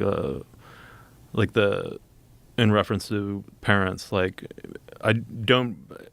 maybe I'll view them as babies now, but like as soon as it's probably my late 20s where I started like viewing them as human beings and like imperfect creatures like we all are. Yeah. And like all of a sudden I had all this empathy for them, you know? Yeah. And there's a quote, and I think it's attributed to Plato, but I don't think it's him. I think it's more of like a 19th century thing, but it goes something like, be kind, for everyone is fighting their own battle. And so like I apply that to like people. I apply it to myself, you know? Yeah. It's like I'm definitely fighting my battles still. Yeah. You know, I'm figuring some shit out, but it's not over. And I'm sure it never will be. It never will be. Yeah. I don't imagine it ever is.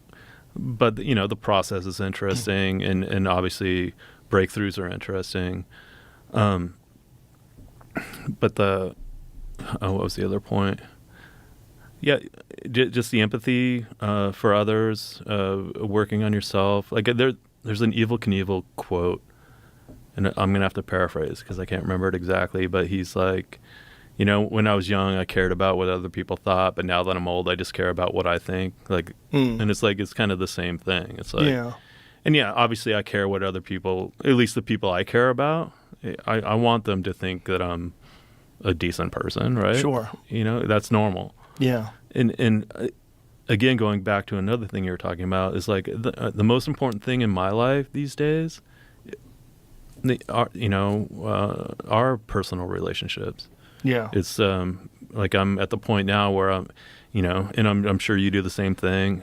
You curate your tribe, right? Yes. And like these relationships are like so rewarding. And so honestly, that's where I extract the most joy in my life from, is these personal relationships. Yeah, that's what I'm most protective of too. Most protective of those people, but also protective of not allowing anyone else in the tribe that I don't think you have to curate the tribe. Yeah, you have to be very careful about that, because I know so many people that have been involved in friendships and relationships with people that are just disastrous, and it's like a drowning person. You try to help them and you drown too. You know, some people just will fucking drag you in, and other people's they'll elevate you. And you know, it's obviously not they're not perfect experiences. We're all human, but through even mistakes and then the reconciling of those mistakes and the communication through that, it's an educational experience for everybody involved, and everyone's sort of on the same sort of path in the sense where you're trying to be a better version of who you are. You're trying to be a better person. And, you know, that might be being a better parent or being a better friend or being a better artist or whatever it is you're trying to do. But it really benefits you to be around other people that are also trying to do that thing too. Because, you know, one of the beautiful things about, for me, about having this podcast is being able to communicate with so many interesting people and being able to have these conversations like we're having right now, where I get to, you know, I just met you today, you know, but get a sense of your journey and your life. And I think about it through your eyes and through your perspective, and it educates me, and I think it educates a lot of the people that are listening, and it'll resonate with them. Like, oh, I kind of see where this guy's coming from, and it just expands our landscape of understanding. Yeah, I mean, and that's ultimately we're trying, like the word harmonious. I've used it too many times probably, but that's really what it is. Like it's not going to be great all the time, but you want it to be as harmonious as possible. and you want to enjoy as much of it as possible. Absolutely. Yeah, and sometimes like with you and what you did, it's like embracing things that are really fucking difficult, and through that you get an understanding of yourself that's really not available to someone who doesn't go through struggle. That's the intent for sure. Like, with no, again, it's that punctuated equilibrium. If there's not a traumatic, a stressor, say, you're not going to grow. Yeah. You're just going to flatline. And like, maybe there's no negativity there, but there's also no positivity. Right. You know? You're just dull. Yeah. And I think that's the problem with a lot of people today and why they're medicated, is that they're not experiencing life in a way that seems to resonate with them in a positive manner. It doesn't seem right. It seems shitty and depressing. You know, I had this conversation with a buddy of mine the other day where he was talking about stages of his life where he was very depressed. And we came to this conclusion, but during that time, your life sucked. And now your life is pretty cool. Mm-hmm. And of course you're happier. And that seems so simplistic to some people. Mm-hmm. But a lot of there's without a doubt, there's clinical depression. There's people that have something wrong. There's an imbalance, whether it's a physical imbalance or a life imbalance or a trauma that they can't get over. But my friends that I know that have had those dark moments in their life, when their life turned around, now they're in a great relationship, now they have good friends, now they live in a good community, those people are fucking happier. Mm-hmm. They're doing a thing that they want to do with their life. Those people are happier. Mm-hmm. And that's a thing that we have this sort of binary view of what happiness is. And for some people, it's like, oh, I need to get on an SSRI. I need to get on this or that, or I need to do something. I need to, to some sort of chemical intervention to straighten out my head. And that's not always the case. Like sometimes it's just, you got to get through that and come out on the other side and figure out what is the process of becoming a more fulfilled person. What's the process of living a harmonious life? Like, how do I do that? Like, what is the thing? And I think we get a lot of the answers to that from talking to people and from listening to people talk about it, and then from trying things and learning and growing.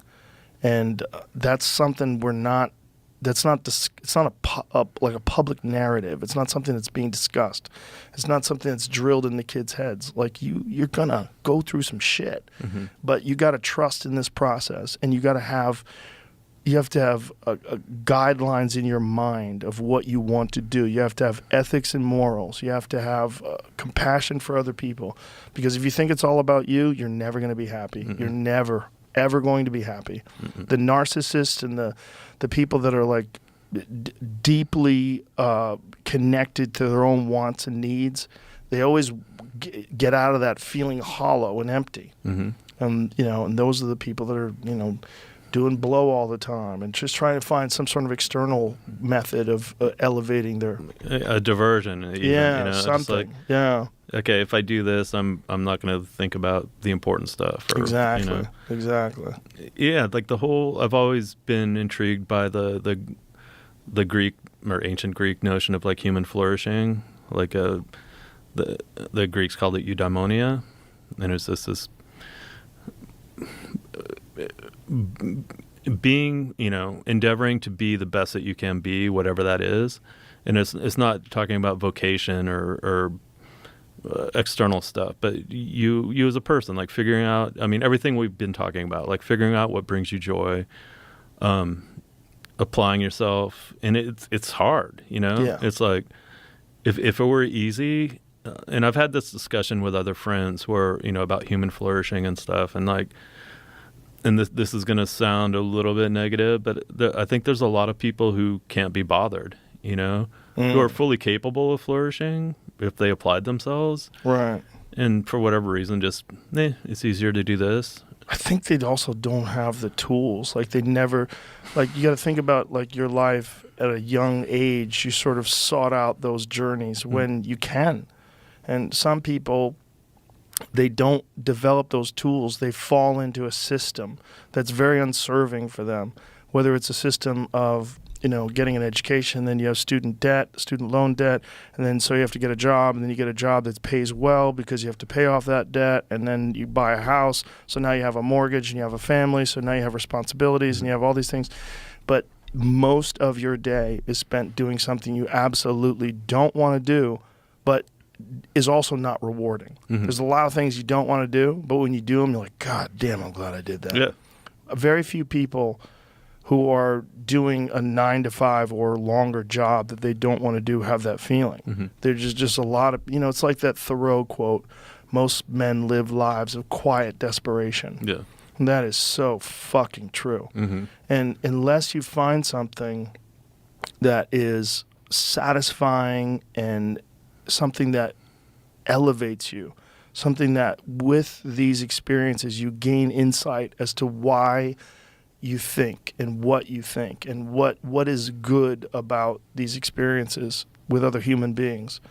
And if you don't, you just become this fever-minded capitalist where you just are constantly chasing numbers because it's rewarded by society. That external validation that you get from driving a Mercedes, that thing that you get from having a nice house where people drive by and go, look at that guy's house. Yeah, Like that. someone you don't even know. Yeah. Like that's important to you, what that person thinks. Yeah. Sure. Yeah. I mean, that's what a lot of people like, right? They like to wear jewelry and look flashy. So when they show up, everybody goes, wow, look at him, look at her, look at them. Wow, they got the thing.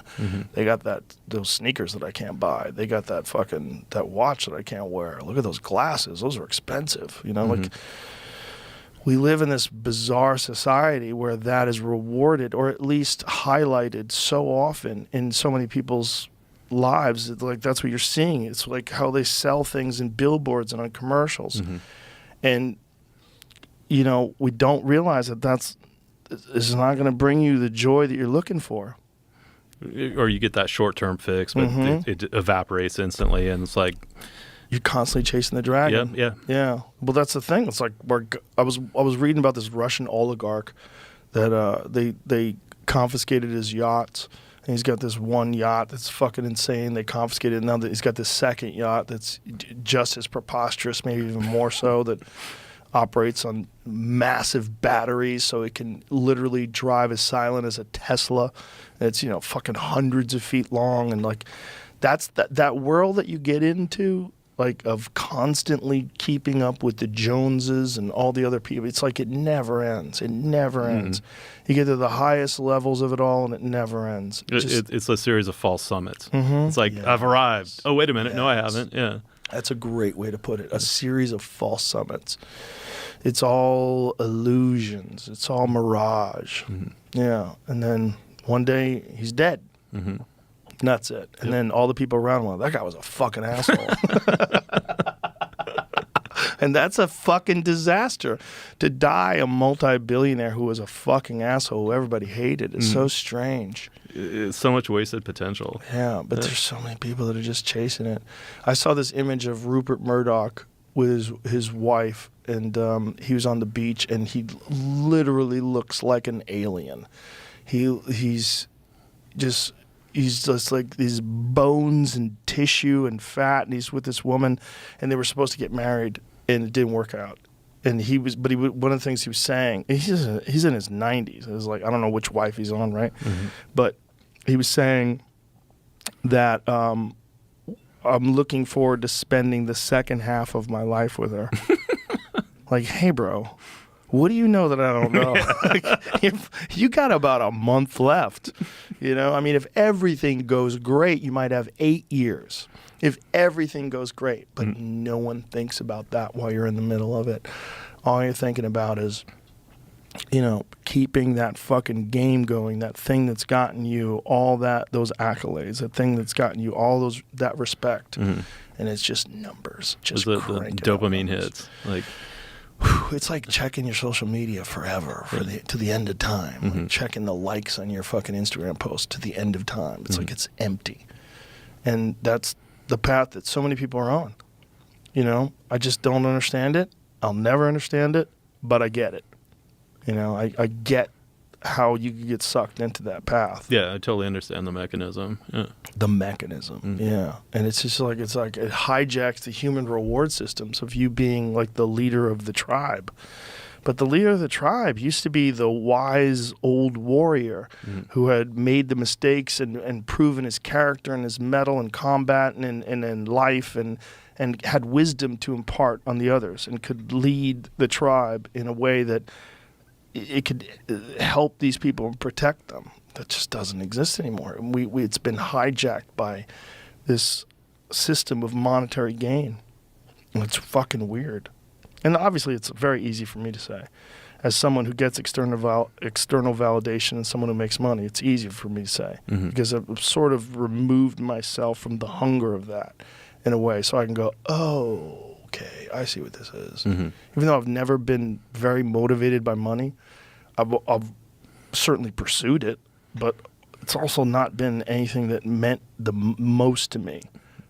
Money's freedom. Yeah, that's the way I look at it. Yes, it's like it opens options. Yes, but like money for the sake of money, like forget it. It can allow you to pursue things that make you happy. Yeah, but you have to know what it is, and it's not being taught. You know, like think about the things that are being taught. I mean, perhaps they teach it a little bit in philosophy. But most of the time, if you're trying to get an education, you try to get an education to get a job. I mean, that's the way it's geared towards now. Yeah. It's not like the ancient Greeks where education was like, here's how you live a good and virtuous life. Yeah. You know? But the people that I've talked to that are the most boring are the ones that are just pursuing money. The people that I've talked to that are most fascinating are the ones that are trying to figure it out. And they've accumulated a lot of lessons and a lot of information, and they can talk about things, and I can get something out of that conversation. Like I can go, oh, I see how this guy thinks. Oh, I see how he got there. Life's so profoundly weird, but it's just so cool. It's very cool. You know? Yeah. Or it sucks, depending on where you are and what you're stuck in. You know, and some of it is beyond your control. Some of it is determinism. Some of it is your environment. Some of it is a shitty roll of the dice and you're working in a cobalt mine in the Congo. And there's a lot of that to it. And some people, they transcend that. They figure their way out of that. And this is the hardest journey. Yeah, it's like the money thing. Like there's been a couple of occasions where like I've had people reach out to me, I don't know, 20 years ago, like a friend of mine from the music days was like, hey, there's this Nirvana record that came out. It's like a collection of B-sides and bits and pieces that I guess the label put out to make some money. And they're like, hey, you play on a couple of songs. You're probably owed some money. And I'm like, I started thinking about it, and I'm like, like hire an attorney, like what? Sue the label, sue the band, and like, no. Right. Like, it's for money that I'm sure is not life changing. And even if it was, the process just made me so tired that it was like. and then more recently, something similar happened with Soundgarden. Like someone close to the band said, "Hey, there's these Soundgarden box sets that are out, and you play on a couple of the songs. Like, you're probably owed some money." And the same thing is like, no, I'm not even gonna start down that path. Yeah, because even if it did make you money, it would probably rob you of some happiness. Oh, just let it go. It's like, you know, it's like, I mean, I guess it kind of sucks that like whoever, like the bean counters at the label are like, fuck that guy, you know. But okay, you know, that's fine. I'll be all right. You got something from that. No matter what, you can't put it in, you know, a bank account, but it's what you got from that is invaluable. It's like you were there. You have that. It changed you as a person. Yeah, it's like that experience. Yeah, it's a. I mean, at this point, it's not a huge component of who I am, but it was definitely necessary steps on this journey, and I'm so glad things turned out the way they did. You know, like I never look back and go, I wish, you know, I was this like rich rock guy. And on so many levels, I'm glad that I didn't. A lot of those guys are miserable. Oh yeah, Yeah, I know a few. I know a few too. Yeah, yeah. That's the saddest thing in the world. Mhm. Is when you meet a miserable success. Mhm. Even rock stars, even Yeah. someone who's an artist, right? And for so many of them, they're only happy when they're on top. And it's not even necessarily happy. It's like euphoria. Mhm. There's like a thing about it, like, oh my God, I'm the fucking man. You know, look at me. I got the long hair and the fucking guitar and everybody loves me. And it's just, yeah, it's almost a trap. It's almost like a gilded cage that you're a part of. And you're like, look at me. Yeah. It would be cool to have that financial security and then do something totally different. Right. You know? Yeah. It's also a trap in, the trap of fame. It's like it's hard to know people. It's hard to get to know people because everybody's approaching you in a very alien way. I mean, that was when I was young and obviously not on that huge level, but that was kind of when I got fired from Soundgarden, that was kind of part of the crisis where I was like, it was easy to put on the identity of like being the bass player for Soundgarden. Right. And like I was like the de facto cool guy. Sure. And if like, you have a conversation with someone at dinner, what do? I'm the bass player for Soundgarden. Or like women would show interest, Yeah. And I, especially being like a painfully shy young man, that was awesome, but then it was like, when I did have that taken away, and it did knock me for a loop for a bit, but it also helped me recognize like, oh, I should just focus on Jason, the dude, not Jason, the bass player for Soundgarden. Right. And that was kind of the slap in the face that kind of brought me around. But you had to go through that. Yeah. Yeah. But that's the thing about going through something that sucks. Like when you get on the other end of it and you achieve equilibrium, you go, okay, it was actually probably good for me. I wholeheartedly believe I came out the other end better on every level. And like I'm happier now at 55 than I've ever been in my entire life. And each year gets better, That's success. Yeah. So yeah, exactly. That's the way I look at it. Yeah. Why did you want to do this? Do what? This podcast. I'm going to be honest. To give my R2AK site some oxygen. The Race to Alaska. Oh, okay. But also, I'm a fan. I think the first podcast I listened to was the one you did with James from Metallica. Oh, that was great. The beekeeping? Yeah. Oh, so cool. Yeah, he's very cool. He's an interesting guy. Yeah, I knew him a little bit back in the day, but yeah, the beekeeping stuff was fascinating. Yeah, I got connected to him through my friend Jim Brewer. Jim Brewer, who's a long time, he's been my friend for like 30 years. The comedian. Yeah. He opens for Metallica. Okay. Which is hilarious because he's a giant Metallica fan, and he doesn't need to do that. And I think they just offered it to him because they're friends with him. And like he decided that'd be a fun thing to do. And since he's such a Metallica fan, he speaks to those people.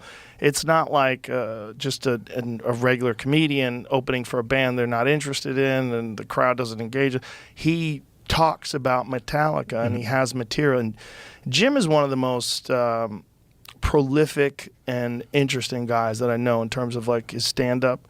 Like Jim can, like something can happen in the news today and Jim can go on stage and do like 10 minutes on it and just rant and rave and he's such a fucking cartoonish character. He's so funny. So watching him open for Metallica is a fucking hoot. It's so hilarious because he's in his element and he's also a brilliant comedian and just such a character. And so he reached out to me. He's like, hey, man, you should have James Hetfield on. He's fucking awesome. Fucking be a great podcast. And I was like, let's do it. Let's do it. So having him on was pretty cool. Yeah. So that was my gateway to your show. And it put the hooks in me. It's like, okay, this is good. Well, thanks, man. Yeah. Appreciate it. I'm glad we did this, too. Yeah, me too. So let's tell everybody about your site so maybe we can get that goal. Oh, I mean, we already talked about it. Well, how do I get to it? Like, what